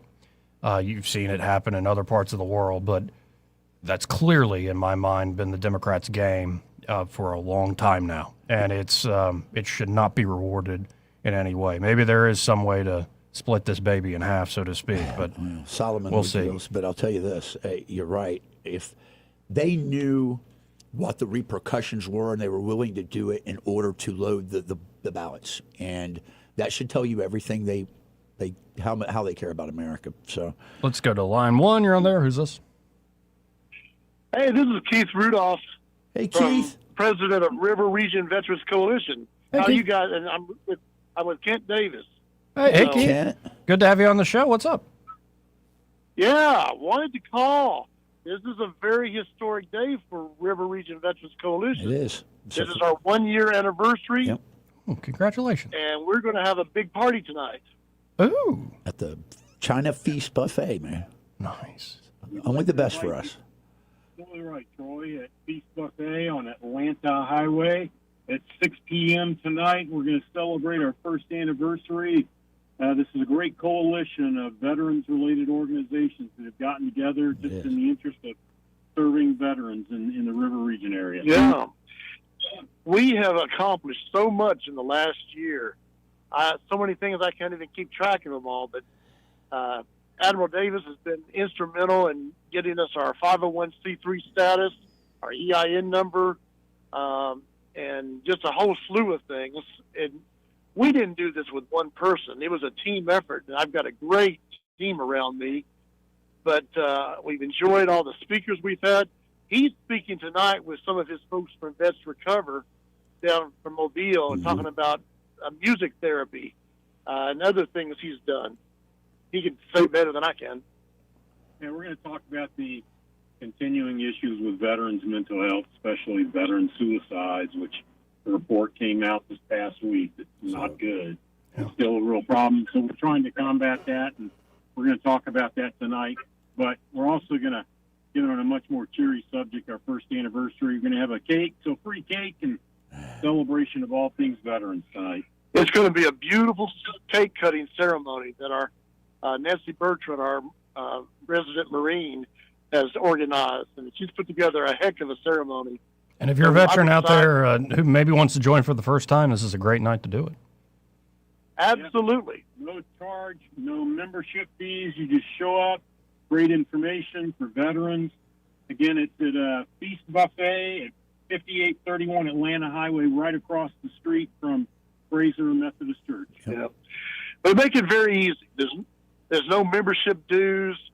If you're a veteran, a family member of a veteran, or you just love supporting veterans, you're welcome.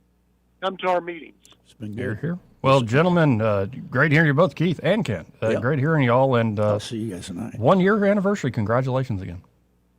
Thank you. Thanks, guys. See you guys tonight. Yep.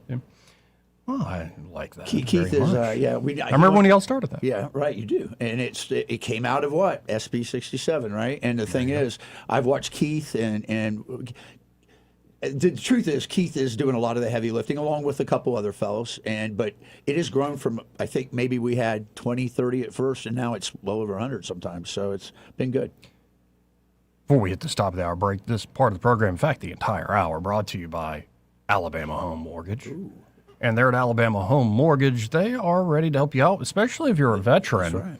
You know, parts of the VA system are a bit broken, but the VA mortgage is not. It's outstanding. It remains one of the strongest home financing options available, offering benefits like no down payment purchases, and 100% cash out refinances. Yes. And it turns around in less than a month at Alabama Home Mortgage. It's amazing. And whether you're a veteran or not, there are a lot of folks looking for money these days. It could be hiding in plain sight. It's not in your savings account. It's not the stock market. It's right under your roof. The homeowners are sitting on record levels of home equity at the moment. And Kim and Madeline, they're at Alabama Home Mortgage, can help you out. They understand real estate decisions are not a one-size-fits-all sort of thing. It is unique to you and your situation.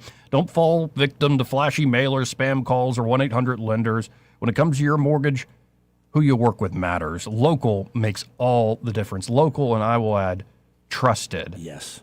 Again, don't waste time with the online mortgage calculators. A pre-approval from Alabama Home Mortgage helps you shop with confidence instead of just guessing. And you know what? They're big enough to serve multiple states. Yeah, it's in the name. They serve Alabama, of course, but also if you have property or you have family, they serve Georgia, Florida, and Tennessee as well. They're ready to help there at Alabama Home Mortgage. So check them out today. You can always call them direct. Start the conversation at 567-4223. That's 334-567-4223. Or you can always apply online at myalabamahomemortgage.com. There is a difference in mortgage lenders. Let Kim and Madeline prove that to you today. NMLS number 1586368, an equal housing lender. Broadcasting from the Riverside Chevrolet Master Control Center, this is WACV Cusana, News Talk 93.1 FM. When it's Chevy, it's Riverside. With SRN News, I'm Bob Agnew in Washington. The Supreme Court has agreed to hear from oil and gas companies trying to block lawsuits seeking to hold the industry liable for billions of dollars in damage allegedly linked to climate change. The conservative majority court took up the case today. Senate Democrats are unveiling their own plan to have the government refund about $175 billion that were collected in tariffs under President Trump's tariff policies. They were struck down just last week by the Supreme Court, even though the president says he will find another way to justify the tariffs and keep them in effect.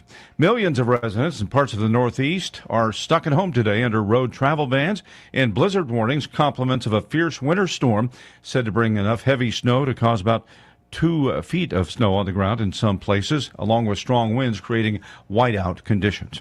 This is SRN News.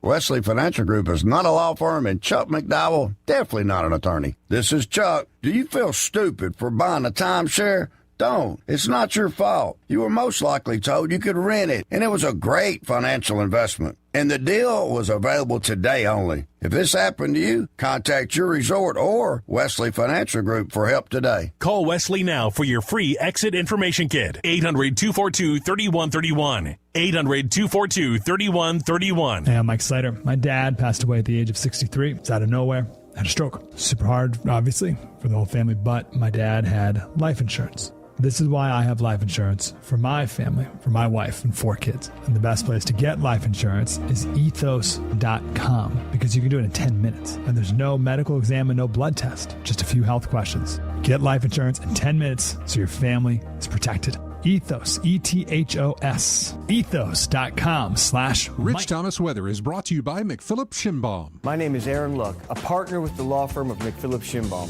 If you or someone in your family has been seriously injured by the negligence of someone else, call me directly. 262-1911. Rich Thomas Weather. Well, hi, everybody. We're starting this week off on a very cold note with a high temperature only in the middle 40s today, even with the sunshine and still breezy. The coldest night will actually be tonight with a low temperature in the middle 20s. I've got us around 24 at dawn on Tuesday morning. Tuesday not quite as cold, but still way below normal. High temperature up to about 56. We'll be in the 30s again on Tuesday night, up to about 71. That's a little better on Wednesday, with the risk of showers returning to the forecast Wednesday night and especially into Thursday. From the Blue Water Weather Center, this is Rich Thomas. 1819 News. The Secretary of State candidate for the Republican Party, Caroline Dobson, spoke to a group in Madison County over the weekend. Dobson was at the Madison County Republican Men's Club, where she brought up issues with voting and election integrity. Dobson says that the need to verify that voters are U.S. citizens is due to the open borders that the Biden administration allowed for the past 4 years. Dobson also believes that there needs to be an election integrity division created here in the state that will work within the Secretary of State's office. Dobson says this election integrity unit would pursue election crimes and would free up law enforcement to pursue violent crimes. Dobson says if a sheriff's office gets 2 calls from citizens, one is about human trafficking while the other is about election fraud, that she understands as a mother why the priority to take down human trafficking would prevail. Dobson says an election integrity division within the Secretary of State's office would make sure that election fraud issues are not ignored as well. I'll be back with more Alabama stories after this. Some of the greatest blessings is just having people that care about you, to have someone that's just going to love you and make you feel important. They encourage you to be in church. They encourage you to be in prayer. They encourage you to be in your Bible. Now it's a part of my day every day. My house parents planted seeds in me that you can see where those seeds have sprouted in my life and helped change my life. Big Oak Ranch, a Christian home for children needing a chance.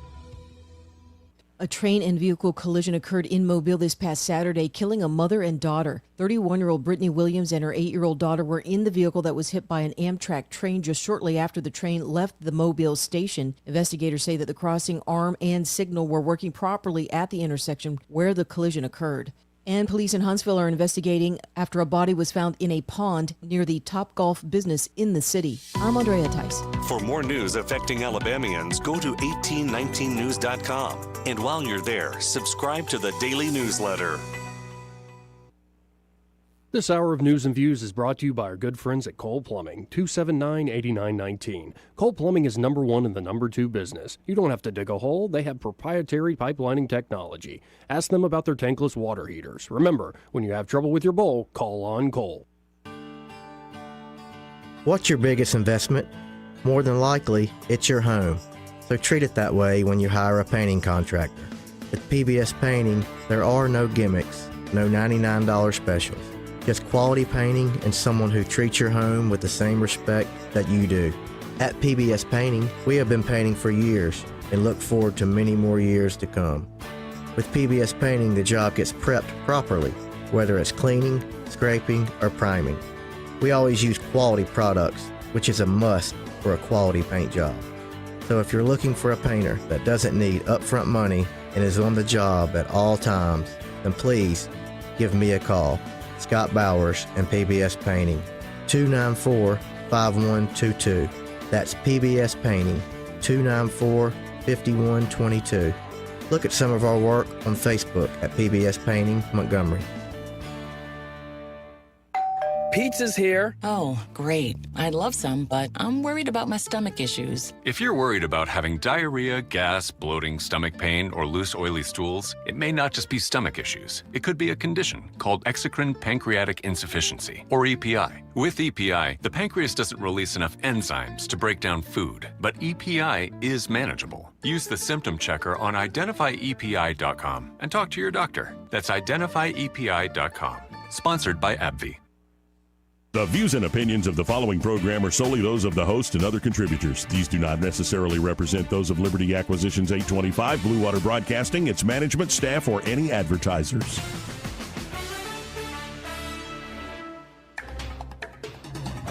It's time for Montgomery's conversational radio show. It's News and Views on News Talk 93.1 FM. To join the conversation, call 272-9228.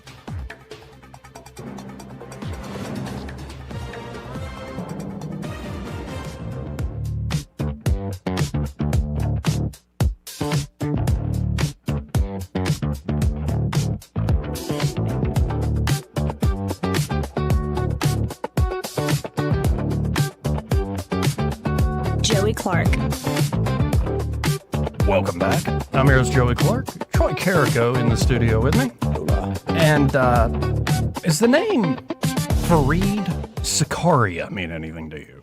Say again? Fareed Zakaria. It's a good name. Oh yeah, it's a good strong name. I don't think it does. He's been a longtime writer and commentator on CNN. Well, that's probably why I don't know who he is then. But I will give, like, Fareed has definitely been in the more globalist, like, liberal camp, whatever. But Fareed Zakaria has always been frickin' brilliant. And his presentations are very cerebral, very intellectually researched. And then on occasion, though Fareed is definitely more in the blue camp, he just is, more in the globalist camp, he is. He's at times he will take his shot to speak, say, truth to his own tribe. Okay. And that is, I think, what's allowed him to survive for many years. That on these certain moments, he'll kind of step out. And this clip went viral from a piece he did over the weekend. And he's talking about blue cities and how they're out of control. And on this note, I will say, technically, I think Montgomery's a blue city. Oh, gosh. Has there been any question about that? But thank God for the Alabama legislature that they have not allowed the city of Montgomery to raise taxes. Oh, yeah, right. Because listen to Fareed Zakaria. What happens when you are a blue city in a blue state and you just get whatever tax raise and spending threshold you want? Well, let's listen in. New York is really a prime example of a problem Democrats seem unwilling to confront. Blue cities are out of control, promising more, spending more, delivering less, and pushing off the fiscal problems to some future day. Take Los Angeles, another one-party metropolis wrestling with affordability and disorder. The city's homelessness budget for fiscal year 2025-26 totals about $950 million. The LA Homelessness Services Authority reported that in 2023, homelessness was up 9% countywide and 10% in the city. And a 2024 AP account noted that homelessness has surged 70% countywide since 2015 and 80% in the city. All this amid public frustration despite billions spent.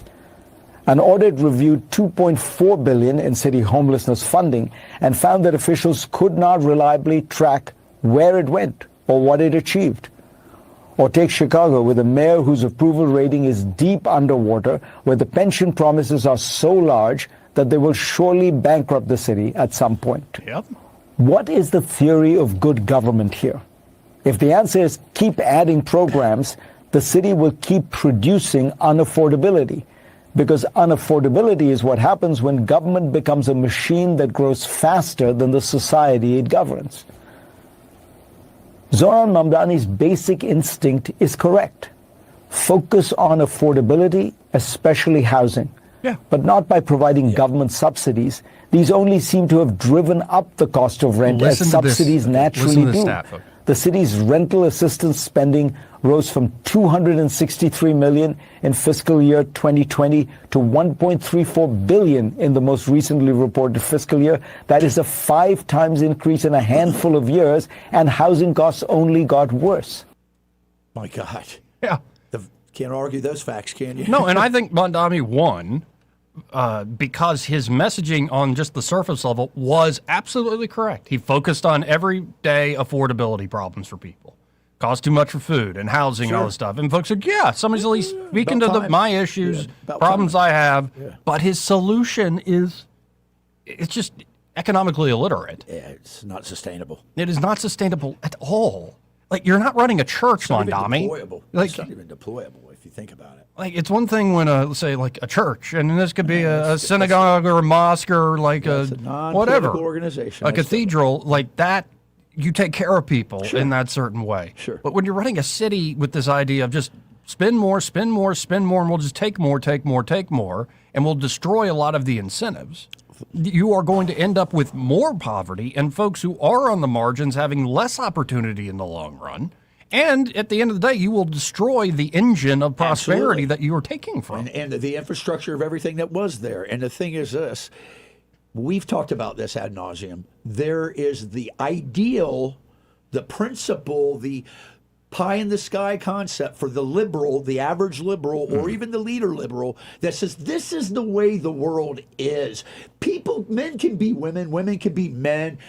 All we have to do is do it different and put it in this way. That doesn't make it work, Joey. No, it doesn't work at all. Well, and there's different ways to describe it. The therapeutic mindset, as Victor Davis Anson's talked about that at length in great detail. Or it's more the utopian mindset. Whereas I am not a utopian by any means. That we live in a very much tragic, fallen world. You're more dystopic. Not even dystopic. It's just like the world is tragic. Yeah. The world is broken in some way. Maybe it's been unbroken by a certain someone. Yeah. But in the meantime, in the interim, we are sitting here, and the idea that you can pass law after law after law and government program after program after program, some may work, some might not. But that doesn't get to the heart of the matter in so many of these problems. When I see those numbers of, like, say, homelessness in Los Angeles, like, that's not a government program issue. That is not. That is an issue of the heart and of the soul. That is an issue of, like, people not having a local community and body to join. And it's been weaponized by the left. Yes. Yes, and also think of it this way. When you have this much money flowing into those programs, you don't want the gravy train to end. Not at all. It's a self-licking ice cream cone. Instead of actually picking people up and helping them and all this You're stuff. becoming wealthier in your war chest. Right. And it's so frustrating, too. Like, I saw Bernie Sanders the other day. Like, God, just shut up, please. Like, well, at least the Europeans have free health care. At least the Europeans have this. Well, but then why you would think with free health care and free education, they would be more innovative than Americans, but they're not. They're not. Go eat your Ben and Jerry's. Go home. Go do something with a cow. And the idea that socialism keeps cropping up in this way and how they try to monopolize the language of compassion and charity, it's very, very, very frustrating. I got a funny cartoon. You probably know it. You're tech savvy. It was on, I think, maybe on X, and it had a little cartoon. It's a guy going, "Let's try socialism. We've been doing it, capitalism. Let's do socialism." So they do socialism. It's a disaster. People die. He goes, "Hey, we didn't do it exactly right. Let's do it one more time. And this time, let's do this." And at the end, it's just like nobody left, right? And he's like, "See, we just need to do it one more time," and it just never changes. Yeah, and so when you look at, like, the blue cities, especially in blue states, maybe, just maybe, I could be the naive utopian fool here in this moment. Sure. Blue cities within red states, that tension, that dynamic of opposing one another, if steered by leadership at the city and state level to a productive end could be the best model going. When you are Austin, Texas, in the middle of deep red Texas, when you are Montgomery, Alabama, or Birmingham, Alabama, in the middle of deep red Alabama, and you somehow, despite differences, start rowing in the same direction, you will probably have a more dynamic culture, economy, and all sorts of things that, say, blue states and blue cities or just, rural red places don't have that same sort of dynamic tension. Right. The problem is everything's now, we got to fight over everything. And the turf wars in that regard. Yeah. And I'll just also say it, because I've said it many times before. Certain columnists, liberal columnists here will do his copy paste of a certain article he'll write every time, that the clock started, 50 years ago is when the problem started and y'all should be guilty and all this stuff. Oh, he's a very clever idiot, I'll put it that way. He's an oxygen thief, Joey. An oxygen thief. Yeah, I've met him in person. I know I've met him in person too, but he doesn't write anything meaningful because he keeps regurgitating the same story. But I will admit, I will regurgitate certain things because I really believe it. Again, when I see a tiny minority in this city, in particular, sometimes it's older men in their 40s that are leading things. Sometimes it's mama or daddy that's maybe running the young ones. But when it's young black men in particular killing one another. Sure. And again, vast majority of folks in the city and a majority black city are pretty much doing what they should be doing. Yeah. But when you see that tiny, tiny minority, less than 1% of the population doing a lot of the mayhem, I'm sorry, it's not a government program thing It's not again. systemic, yeah. Like, again, my mind immediately goes, were those young men ever grafted into a loving, faithful community that can provide a living example to them? Unfortunately. Some cases, maybe it was, and somebody chooses the road of death, Yep. the way of death. That does happen. It's possible. It's possible, but it's more likely that it's not. Right. So. It's more likely they fell in between the cracks. That's sad. Yep. And it is sad. And again, when I see these issues, you can do all of the above to a certain degree, but it's very frustrating. For instance, this whole live free early crime intervention. Like, I started looking into that. Yeah. Actually, something like this did work in Oakland, but you know what Oakland also had, other than like meeting kids early and making sure they don't go into gang life? They had a pretty, ass-kicking violent SWAT team. Yeah. So you have the carrot and the stick going at the same time. Good cop, bad cop. And it was very effective. Really? Yes, because it showed the guys who were hardened, who had hardened hearts, we're not messing around. And it showed those who did have a softer heart or who were just going down a road they didn't know how bad it was, hey, there's another way. And when you do that, you're ready to punish the wicked while also offering forgiveness to those that want to accept it. Solution. It tends to work very well. Nice. But we go back to the first hour. How are our force levels doing here in Montgomery? Not good. Especially if you don't include max. You don't include the supplementation by the state and the county. So we'll keep working at it. But I appreciate Fareed Zakaria calling that out. That's cool. He went around the map from New York to Los Angeles to Chicago. And you're starting to see in these places where they pretty much have free reign to do what they want. And they do.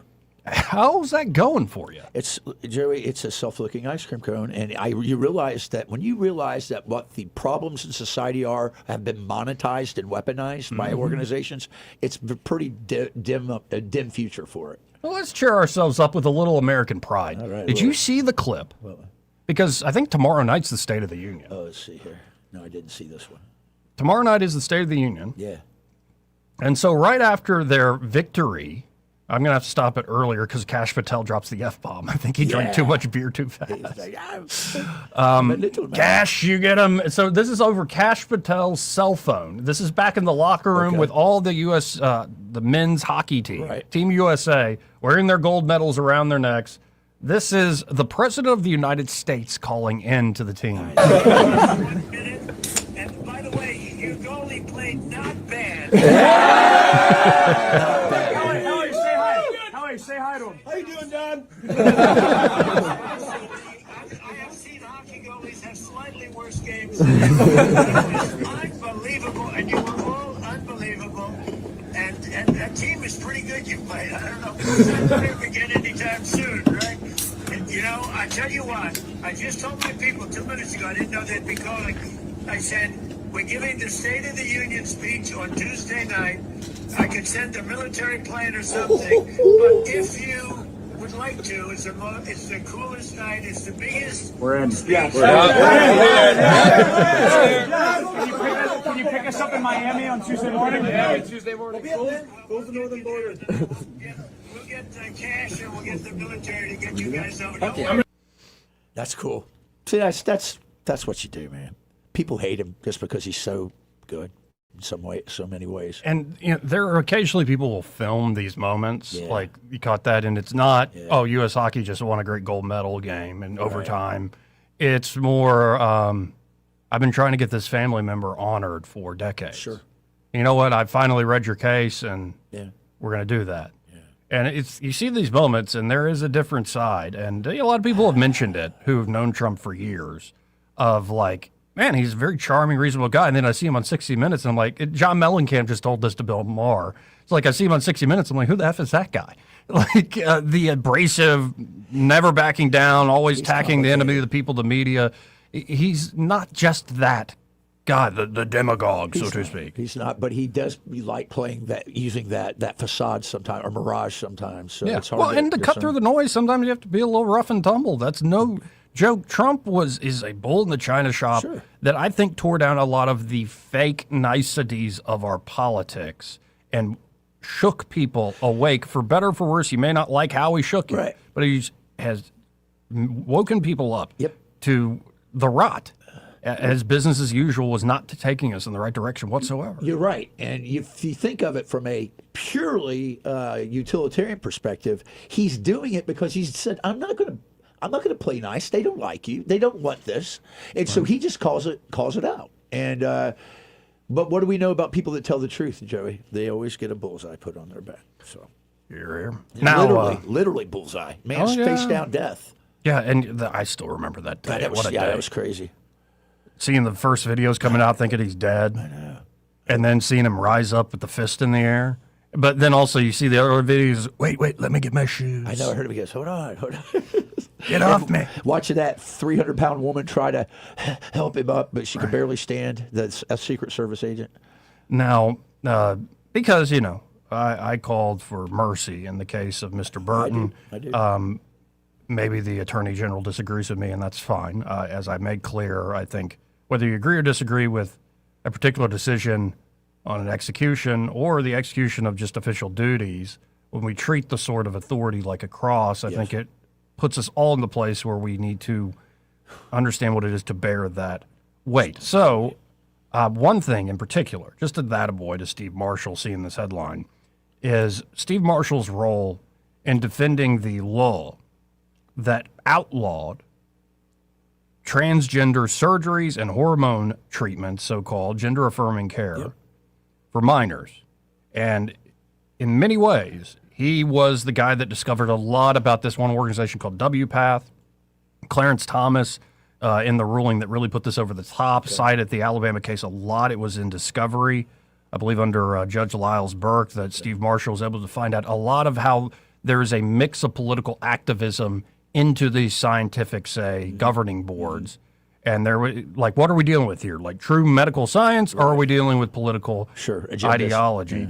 Well, Steve Marshall and 19 attorneys general are now warning the American Medical Association of, quote, possible consumer protection violations for endorsing hormonal sex change procedures for minors. My goodness. The letter agrees with the AMA's conclusion that existing research does not support using surgeries to treat gender confusion in children, but explains that the evidence base is similarly sparse when it comes to using cross-sex hormones and puberty blockers in minors. The letter warns of a potential investigation of the AMA for possible violations of consumer protection laws for misleading providers, patients, and families about the safety and efficacy of hormonal sex change procedures for minors. So I really do have to say, Steve Marshall was a champion very early in this and deserves a lot of credit. I know maybe there's one or two other states that were a little before Alabama. Yeah. But because of the legislature's work, in particular, I think of Becky Garrettson lobbying for this Eagle Forum very early. Right. It was even before Matt Walsh's "What Is a Woman" and all. It became sort of the zeitgeist, and the shift started to happen. But yeah, go after the AMA. Good. That's not enough. Stuart Tankersley will tell you what he thinks about it. Doc, we love you. 272-9228. How about this? Let's hit a break. We'll be right back. Want to carry News Talk in your pocket? Download the News Talk 93.1 app from the App Store. Available on iPhone and Android. Never miss a moment. Download now. When it comes to your mortgage, who you work with matters. And this is one decision where local makes all the difference. Don't fall victim to flashy mailers, spam calls, or 1-800-lenders who don't even know your name, much less your neighborhood. Those lenders are often sitting in some faraway state, reading from a script, and chasing volume, not relationships. A local lender understands the market you live in, or should I say that we live in. At Alabama Home Mortgage, you can look at us in the eye and trust us with one of the biggest financial decisions you'll ever make. Local lenders don't disappear after closing day. Our reputation is built right here, one family at a time. So before you pick up the phone and call a stranger, remember us, Kim Williams and Madeline Cannon at Alabama Home Mortgage. You deserve guidance from someone who knows the community because they're a part of it. Give us a call at Alabama Home Mortgage today at 334-567-4223 or visit us online at myalabamahomemortgage.com. That's Alabama Home Mortgage, because there is a difference in mortgage companies. NMLS 1586368, Equal Housing Lender. A new year brings new opportunities, and right now the market is starting to shift. Interest rates are beginning to come down, which means more buying power and more options for buyers who've been waiting. If you're thinking about buying a home, this could be the moment to take that next step. And whether you're buying, selling, or investing, having experience on your side matters more than ever. At Hannah and Eddie Realty Group, we're also growing our team. If you're an experienced agent ready to make a difference in this market and want to be part of a team that values knowledge, support, and results, call Hannah and Eddie Realty Group, where opportunity meets experience. For too long, Alabama's statewide news companies have shamed us for our conservative Christian values. Alabama deserves a news company that cherishes our culture, a company that isn't bought and paid for by the powers that be. 1819 News is that company. Run by Alabamians for Alabamians, 1819 News celebrates what is good and beautiful about our state, while exposing those who work against our values in secret. Just go to 1819news.com to learn more. Subscribe to our newsletter. That's 1819news.com. Blue Water Broadcasting hopes you'll open your heart and lend a hand during Warm Hearts for Seniors. We're collecting much-needed supplies for the Central Alabama Aging Consortium, which provides vital home and community-based services for seniors, disabled adults, and their caregivers in Montgomery. Their mission is simple but powerful, helping seniors live active, independent lives where they can truly thrive. Here's how you can help. Donate items like cleaning supplies, blankets, fans, meal replacement shakes, exercise stretch bands, and stress balls. Drop off your donations at our sponsored locations: Riverside Chevrolet, Piggly Wiggly in Prattville, Corky's Homes, Premier Portable Buildings, Southern Metal Supply, and also at Blue Water Broadcasting Studios. Together, we can make a real difference for seniors right here in the River region. Please join us for Warm Hearts for Seniors, and let's give back to those who've given so much. This hour of News and Views is brought to you by our good friends at Cole Plumbing, 279-8919. Cole Plumbing is number one in the number two business. You don't have to dig a hole. They have proprietary pipelining technology. Ask them about their tankless water heaters. Remember, when you have trouble with your bowl, call on Cole. The employees of Adams Drugs would like to thank you for trusting us with your health care in 2025. We look forward to serving you and your family in 2026. You will continue to enjoy the same services such as immunizations, compounding, medication therapy management, delivery service, and wellness clinics, to name a few. Looking for that perfect gift for a loved one? Visit our Emily B. gift shop and find everything from Tyler candles to scout bags. Gift wrapping is available. If you have not visited Adams Drugs and experienced the award-winning customer service, we ask you to consider us for your prescription care in 2026. We have 12 convenient locations to serve you in the River region: 8 in Montgomery, 1 in Wetumpka, Prattville, Millbrook, and Pine Level, Marbury. Please find us at adamsdrugs.net for the location that is nearest to you. Adams Drugs is your local, independently owned Health Mart pharmacy. Health Mart, taking the time to listen and care. This is your roving reporter. Today I'm talking with a prospector. That's right, man. I'm prospecting for gold. You dig? No, but it looks like you do. And you know the first thing I'm going to do when I strike it rich? What's that? I'm going to hire David Ernest to be my money man. You mean everyone's favorite asset preservationist? That is correct, man. I'm going to call him up at 833-596-7233. 833-596-SAFE. You know, I've heard a lot of good things about David Ernest. You know, he's the best money man around with over 40 years of experience. Experience is necessary, especially when you're digging for gold. That's right, man. And I can see that you don't have very much experience. What do you mean, man? Well, you have the little plastic bucket and shovel like a kid would take to the beach. Yeah, man. Well, I want to start out small and then kind of pace myself up until I strike it rich. Well, maybe you should call David Ernest first. You think he's got a shovel? Never know till you ask. I dig, man. Rich Thomas Weather is brought to you by Wiley Sanders Truck Lines. Go to work for a family that puts God and family first. Wiley Sanders is looking for experienced dump truck drivers. Call them today, 855-777-9785. Drive for Wiley Sanders Truck Lines and be part of the family. Rich Thomas Weather. Well, hi, everybody. We're starting this week off on a very cold note with a high temperature only in the middle 40s today, even with the sunshine and still breezy. The coldest night will actually be tonight with a low temperature in the middle 20s. I've got us around 24 at dawn on Tuesday morning. Tuesday not quite as cold, but still way below normal. High temperature up to about 56. We'll be in the 30s again on Tuesday night, up to about 71. That's a little better on Wednesday, with the risk of showers returning to the forecast Wednesday night and especially into Thursday. From the Blue Water Weather Center, this is Rich Thomas. The River Region's News Talk Station. News Talk 93.1, WACV. News Talk 93.1.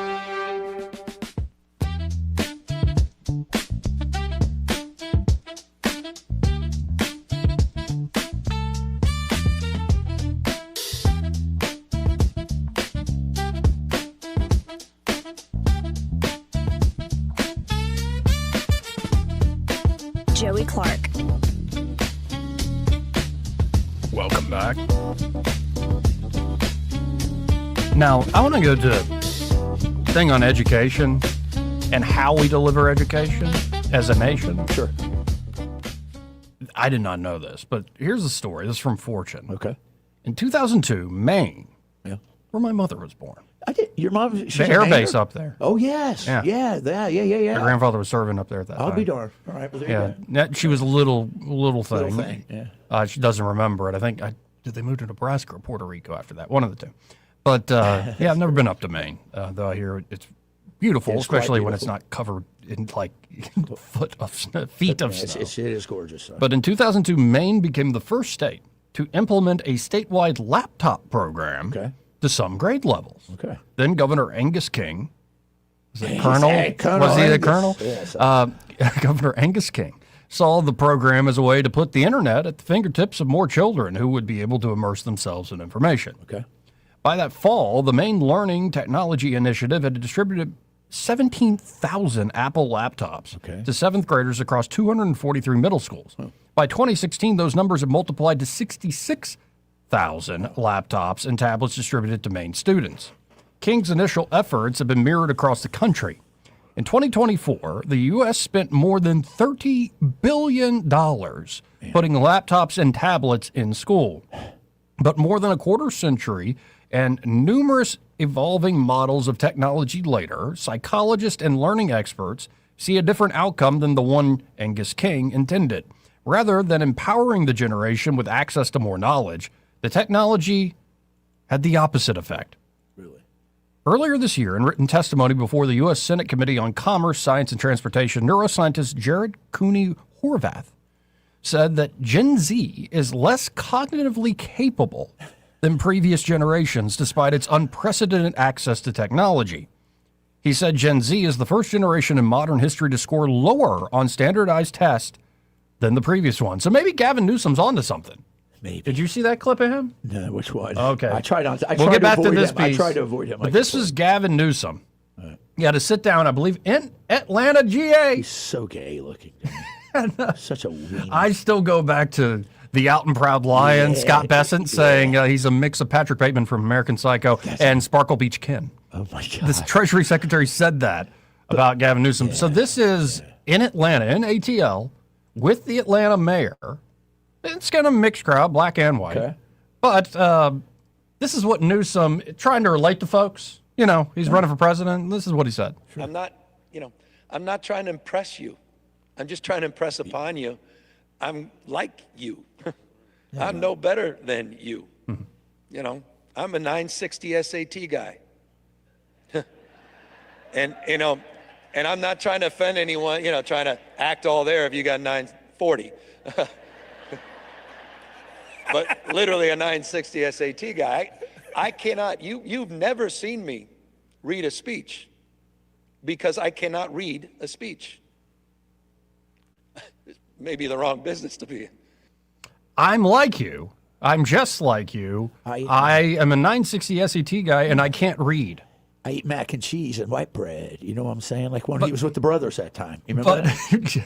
That was so gay, man. Listen, is that Steve Reed's bigger brother, older brother? I have no idea. He looks like it. He's just Floods. I'm sorry. Oh, I see what you mean. Yeah, with the pants. What's You up with see the it? pants, man? That might just be the style. You want to show off the socks? You think he's got a fashion consultant? The mayor here? Yeah. I hope not. Because if you did, I'd fire him. Yeah, like wasting your money just to make your own choices. I'm just sorry. I couldn't get past that. There's been some of the outfits that when he showed up here, I'm like, well, I don't mind that. Okay, That's cool. all right. Well, That's all probably. Do you wear? You would never wear Floods like that, would you?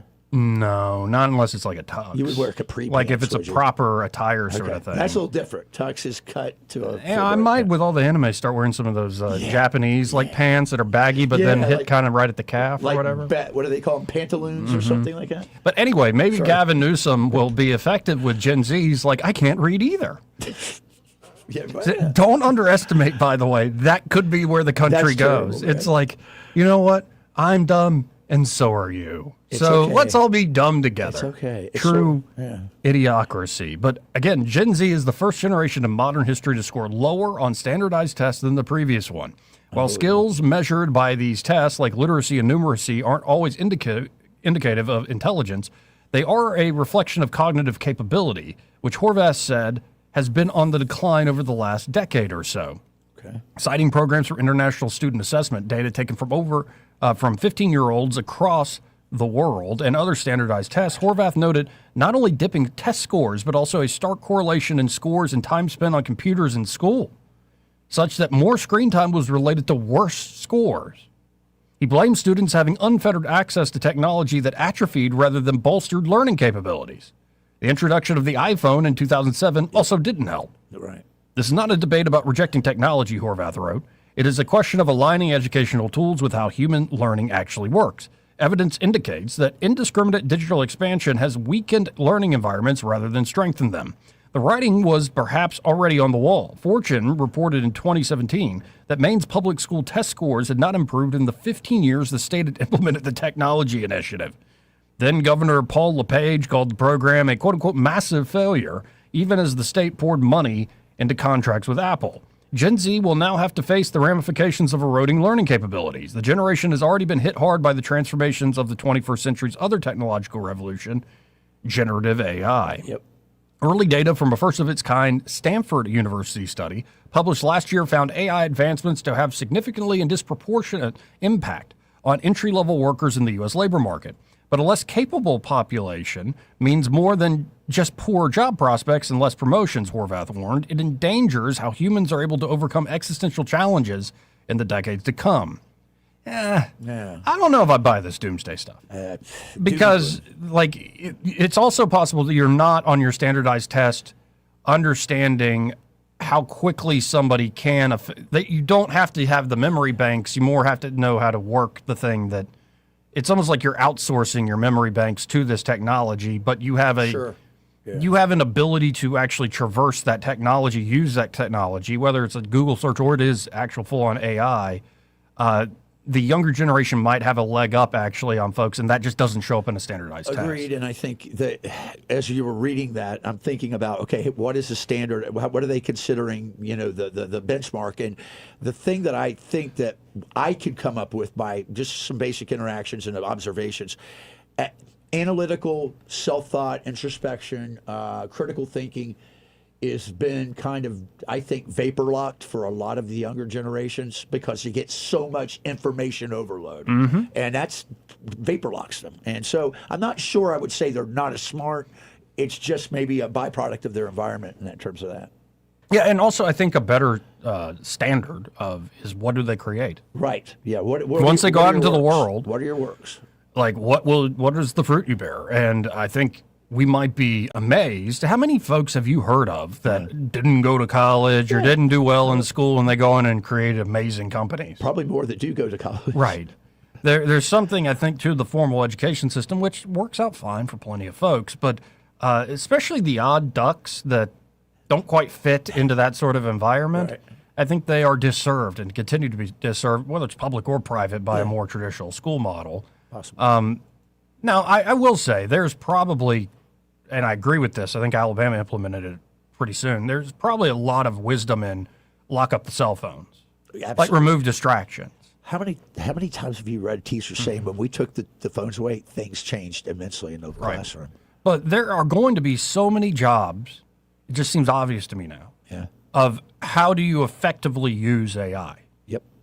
How can you creatively use it? Because it's almost like you have 360 degrees of imagination in almost every direction at a different vector. Like you just go in every which way. And so you kind of get that vapor lock if you don't know where you want to go and how you want to drive through with this immense technology. And so the training, the type of training is going to change. But I'm not that shocked. For instance, calculators were a big thing when I was coming up. And I 86? Yeah, I just 84? I don't know what number. It was 84. Texas Instruments, was something. the main one, for computer. But you figure out that like unless you were doing advanced like engineering calculations or whatever, like why do I have to learn to like really memorize and do math quickly in my head when I can just use this calculator here? I think the average person does that. Do you know what a slide rule is? Yeah, it's an engineering tool. Yeah. They went to the moon on slide rules. Right? Oh yeah. Not on computers. Oh yeah. So there, it's. Do you think there is a truth though in generational when you look at generations? And I always ask myself, am I saying this because I'm now 56 years old, or would I have said that when I was 36? In terms of the generations under, I just think as you get older, you pay more attention to what's going on under you, and than you are at the time when you're younger. And so it's hard for me to. I can't really extrapolate from some of the studies I read, whether that's true across the board. So yeah, and it is an old trope that the kids these days, man, they just don't understand. Let's go to line one. You're on there. Who's us? Papa B. Hey, Papa B. Papa B. Hey guys. My kids my daughter up until the 8th grade, and my son up until about the 4th grade, I guess, were either homeschooled or private school. And we moved up to an area in order to get into public school there because I couldn't afford a bigger house and private school. Okay. They were 2 years ahead. Wow. Of the rest of them. That's amazing. Yep. Unbelievable. And, these other kids, they were using their cell phones to cheat like crazy. And my daughter was like, "What? Wait, what? We can use this." Wow. So the kids are still clever, but they're going to use whatever to get the job done, not to actually learn the thing. Yeah. When my stepson, Papa B, when Robin moved here from North Carolina, she lived in the Raleigh-Durham area. Her schools were great. When he came here, he tested in and was like, 2 years ahead on some things, which is kind of scary, Right. Yeah. Well, another thing is culture shock for them. Because there were some kids in there the kids that wore the black, and Gothic was. You lose them? They were cutting themselves and stuff, and my daughter was shocked. She said, "Y'all need Jesus." Oh, Jesus. Not like that. Yeah, you remind me of a Norm Macdonald joke. Yeah, my son started cutting himself, said it's the only way he can feel. I looked at him and said, why don't you feel nothing like the rest of us? That's great. Good stuff. Hey, you got to love this last week. Boy, what a great week it was. Rounded off with the gold from Alyssa Liu, daughter of a Chinese immigrant that came over after the Tiananmen Square, and then, of course, the big win with the American men's hockey team. That meme with the bald eagle driving the duck's face into the ice was just classic. Blue Falcon. I loved it. It was beautiful, and you know that had to be like that was a huge affront to all the Canadians. Joey was saying, I get should have joined the United States. I'm telling you, man, I wish I could do memes. I do. And the memes that I thought of, I can do thought memes, okay? And the thought meme that I had, especially with the tariff thing and everything going on, is that, you know, here's a roadrunner with the Trump hairdo sticking his tongue out at the deep state, you know, globalist with the Acme bomb tariff thing blowing up in their face. That's great. It was beautiful. I mean, I'll be honest with you, I didn't know that we had the means for a president to do more of what Trump was actually doing. And to put the icing on the cake was the EU leader, whatever her name is, Ursula, whatever. Yeah. Von der Leyen. Yeah, she's saying, wait a minute. You got to honor the deal that we made. You can't put this big other tariff on. And the rest of the world, wait a minute, we had a deal. But. I mean, after getting through dancing in the streets, you can't do that. And then all of a sudden, Trump just drops the big old tariff bomb right on top of him. Oh, yeah? Well, why this? Bet you wish it had it the other way, right, Papa B? Yeah, as they're complaining, you just use the Jurassic Park meme. Oh, look, nobody cares. Yes. Good stuff. All good. I am loving being American right now. Yep. This is a great week and a great rounding off week. Well, anyway, guys, listen, thanks a lot for letting me chime in. Appreciate you, Papa. Man. Yeah, and we Tuesday night got the State of the Union. I know. Big a lot going on. Let's go to line 2. You're on there. Who's this? Hey, good afternoon. It's John. Hey, John. Tumka. Yeah, just wanted to weigh in on this, and I have the ability, I think, with some expertise. Been in the classroom since '87. Okay. Wow. And the biggest challenge that I had, and I've had a respite from it. I was out for a few years, but back in now. And the greatest challenge I had was personal devices.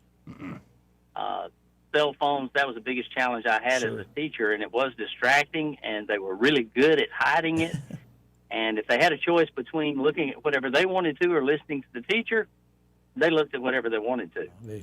And we made out like that wasn't a big deal and went with that for a long time, but we finally discovered it. And now that we don't have them in the classroom, it's made a world of difference. Mm-hmm. I think we may have saved this generation. Well, and even when a kid's trying to mind, like how distracting, how addicting those things are. Like it could be they're trying to be a good kid and student, and when it's right there and burning in your pocket or right there on your desk, you're going to be looking at it. Well, if I'm a 14-year-old boy, and I was one of those at one time 1,000 years ago, I had a choice between looking at girls on my cell phone or listening to my teacher. I know which one I would have chosen. Absolutely. Likewise, all day, every day. I mean, you don't have to. And I remember the rule, they said, well, we're going to have a different policy. We are going to let the kids have their phones out on their desk if they want to. They just have to monitor that, make sure that they're not on. You monitor 30 kids on cell phones. That ain't going to work. Good luck. And I said out loud at that point in my career, because they would have wanted to, I said, well, that won't work. Of course, I got the evil eye from my principal. I didn't care. I was right.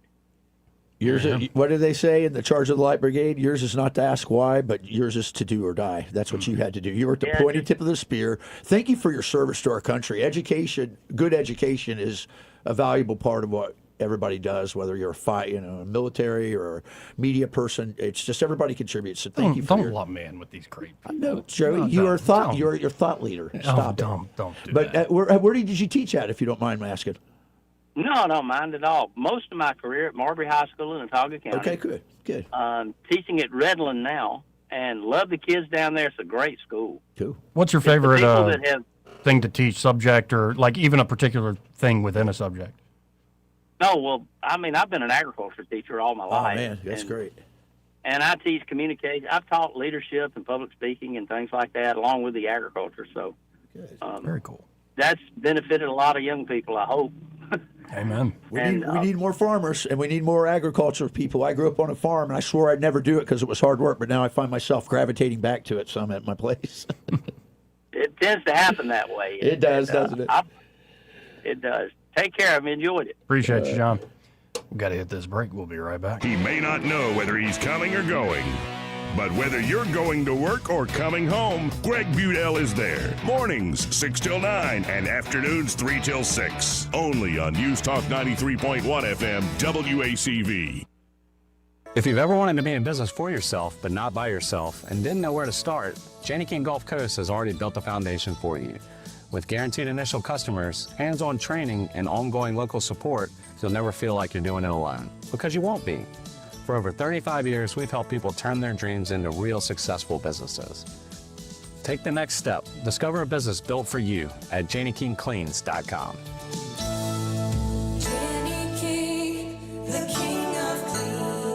Hey, this is Lyle from Margaret's Exquisite Jewelry, and I do my radio advertising on Blue Water. I'll tell you what, I use most of the stations, and I've been using it for so long. It's hard to tell with the money you spend on advertising if it does any good. When they come in and say, I heard you on the radio, I know it's Blue Water, and I love Blue Water. Our advertisers are our biggest advocates. Call us to find out how radio can increase your bottom line. Blue Water Broadcasting. Local folks, helping local business. This hour of News and Views is brought to you by our good friends at Cole Plumbing, 279-8919. Cole Plumbing is number one in the number two business. You don't have to dig a hole. They have proprietary pipelining technology. Ask them about their tankless water heaters. Remember, when you have trouble with your bowl, call on Cole. Live local talk. The River Region's only 24-hour News Talk FM station. News Talk 93.1 FM, WACV. Joey Clark. Welcome back.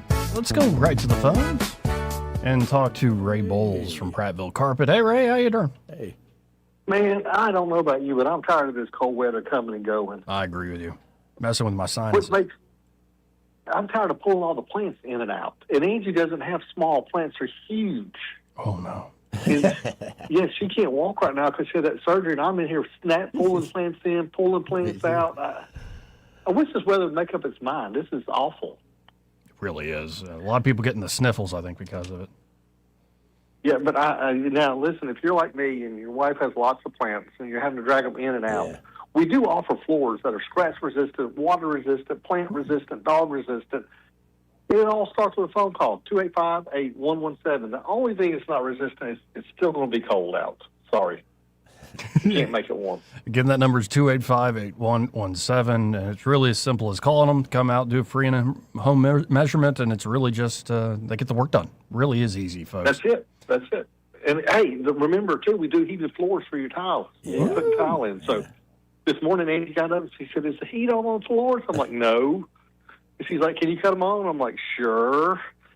Even though the power bill goes up when that happens, but we're not going to talk about that little tidbit. Ain't love grand. It really is. The things we do for our wives. You been hunting turkey yet? The question came up on Friday. A couple of weeks, I got a buddy, a close friend of mine that's down in Florida, and he has a bunch of Osceolas, and every day he sends me pictures. Oh, man. I'm going to be down there opening day, and 10 to 1, they're going to be gone. Yeah, they do that. Yeah, you got to redeem yourself after what happened earlier this season. Well, that's a shotgun. I can use a shotgun. Yes, I just can't use a pistol, and apparently can't use a rifle. Not if you don't zero it. I told you. You need to go zero. Yeah. You really should do that beforehand. That's a stupid mistake. Love it. Well, I can't wait for turkey season to get here. I'm all about turkeys now. I'll be going every day. Well, I appreciate it, Ray, and I guess we'll talk again tomorrow. All right, see y'all tomorrow. Bye. Thanks, sir. Let's go to line 2 real quick. You're on there. Who's this? Hey, this is T Spirit, and gun control means being able to hit what you aim at. This is right. It's just so right. It's good to hear your voice. I was thinking about you yesterday. You didn't call in the last day I was here, so I didn't make it how you're doing. Oh, you're doing good. I was watching some of the Olympics and dealing with dogs and everything else that I had to do, and unfortunately, I hired somebody else to come in and do one room of tile, and I can assure you I'll be calling that other gentleman in a couple of months, I hope, because I won't ever do that again. I'm tired of dealing with people that don't know what they're doing, and I'll be calling Prattville Carpet. That's not why I called in today. Everybody is congratulating, as they rightfully should, the men's hockey team. Y'all seem to have forgotten. We had a women's hockey team. Do you know who they had to play in order to win the gold medal? Who? Canada. Yeah. Canada was not beat by just the men, but they were beat by the women too. So they got a double beat. And they learned that Alabama's better than them over the weekend, we got too. something in Alabama. Think about that. Oh, we live in Alabama, and all them folks that want to come south and do things down here because we're warmer and we're more genteel and we talk funny, they talk funny too, and they can leave their damn bad voting habits back north because we don't want none of their stuff down here. You're right. If you're going to vote Democrat, stay north. We don't want you and we don't need you. Well, I appreciate the call. I got to run. Thanks a lot, guys. Y'all keep up the good work. Good to hear you. Did we learn anything today? Yeah, I was going to ask her, I said, do you like the Trailer Park Boys? I like them. Don't you like Bubbles? Yes. I love Bubbles. Where he was stealing the shopping carts? Oh, my God. He's like, look at these. These wheels are still good on this, boys. Hey, Pamela. Hey, it's good to see Pamela back with us. Hey. Among the living. Amen. We well, thought about you. Anyway. Yeah, no, I learned a lot today that, again, that you are noble in your pursuit to tell the truth about something very spiritually important. And that was a very good writing you did today. Yeah, well, hopefully it'll catch some fire tomorrow. I hope so. Anyway, y'all stay tuned. Happy Hour with Pamela's back. She's healthy and in one piece, and yay! God bless we that. We missed you so much. We'll be back tomorrow. Broadcasting from the Riverside Chevrolet Master Control Center, this is WACV Cusada, News Talk 93.1 FM. When it's Chevy, it's Riverside. Agnew in Washington. Millions of Americans being impacted today by a major winter storm in the north.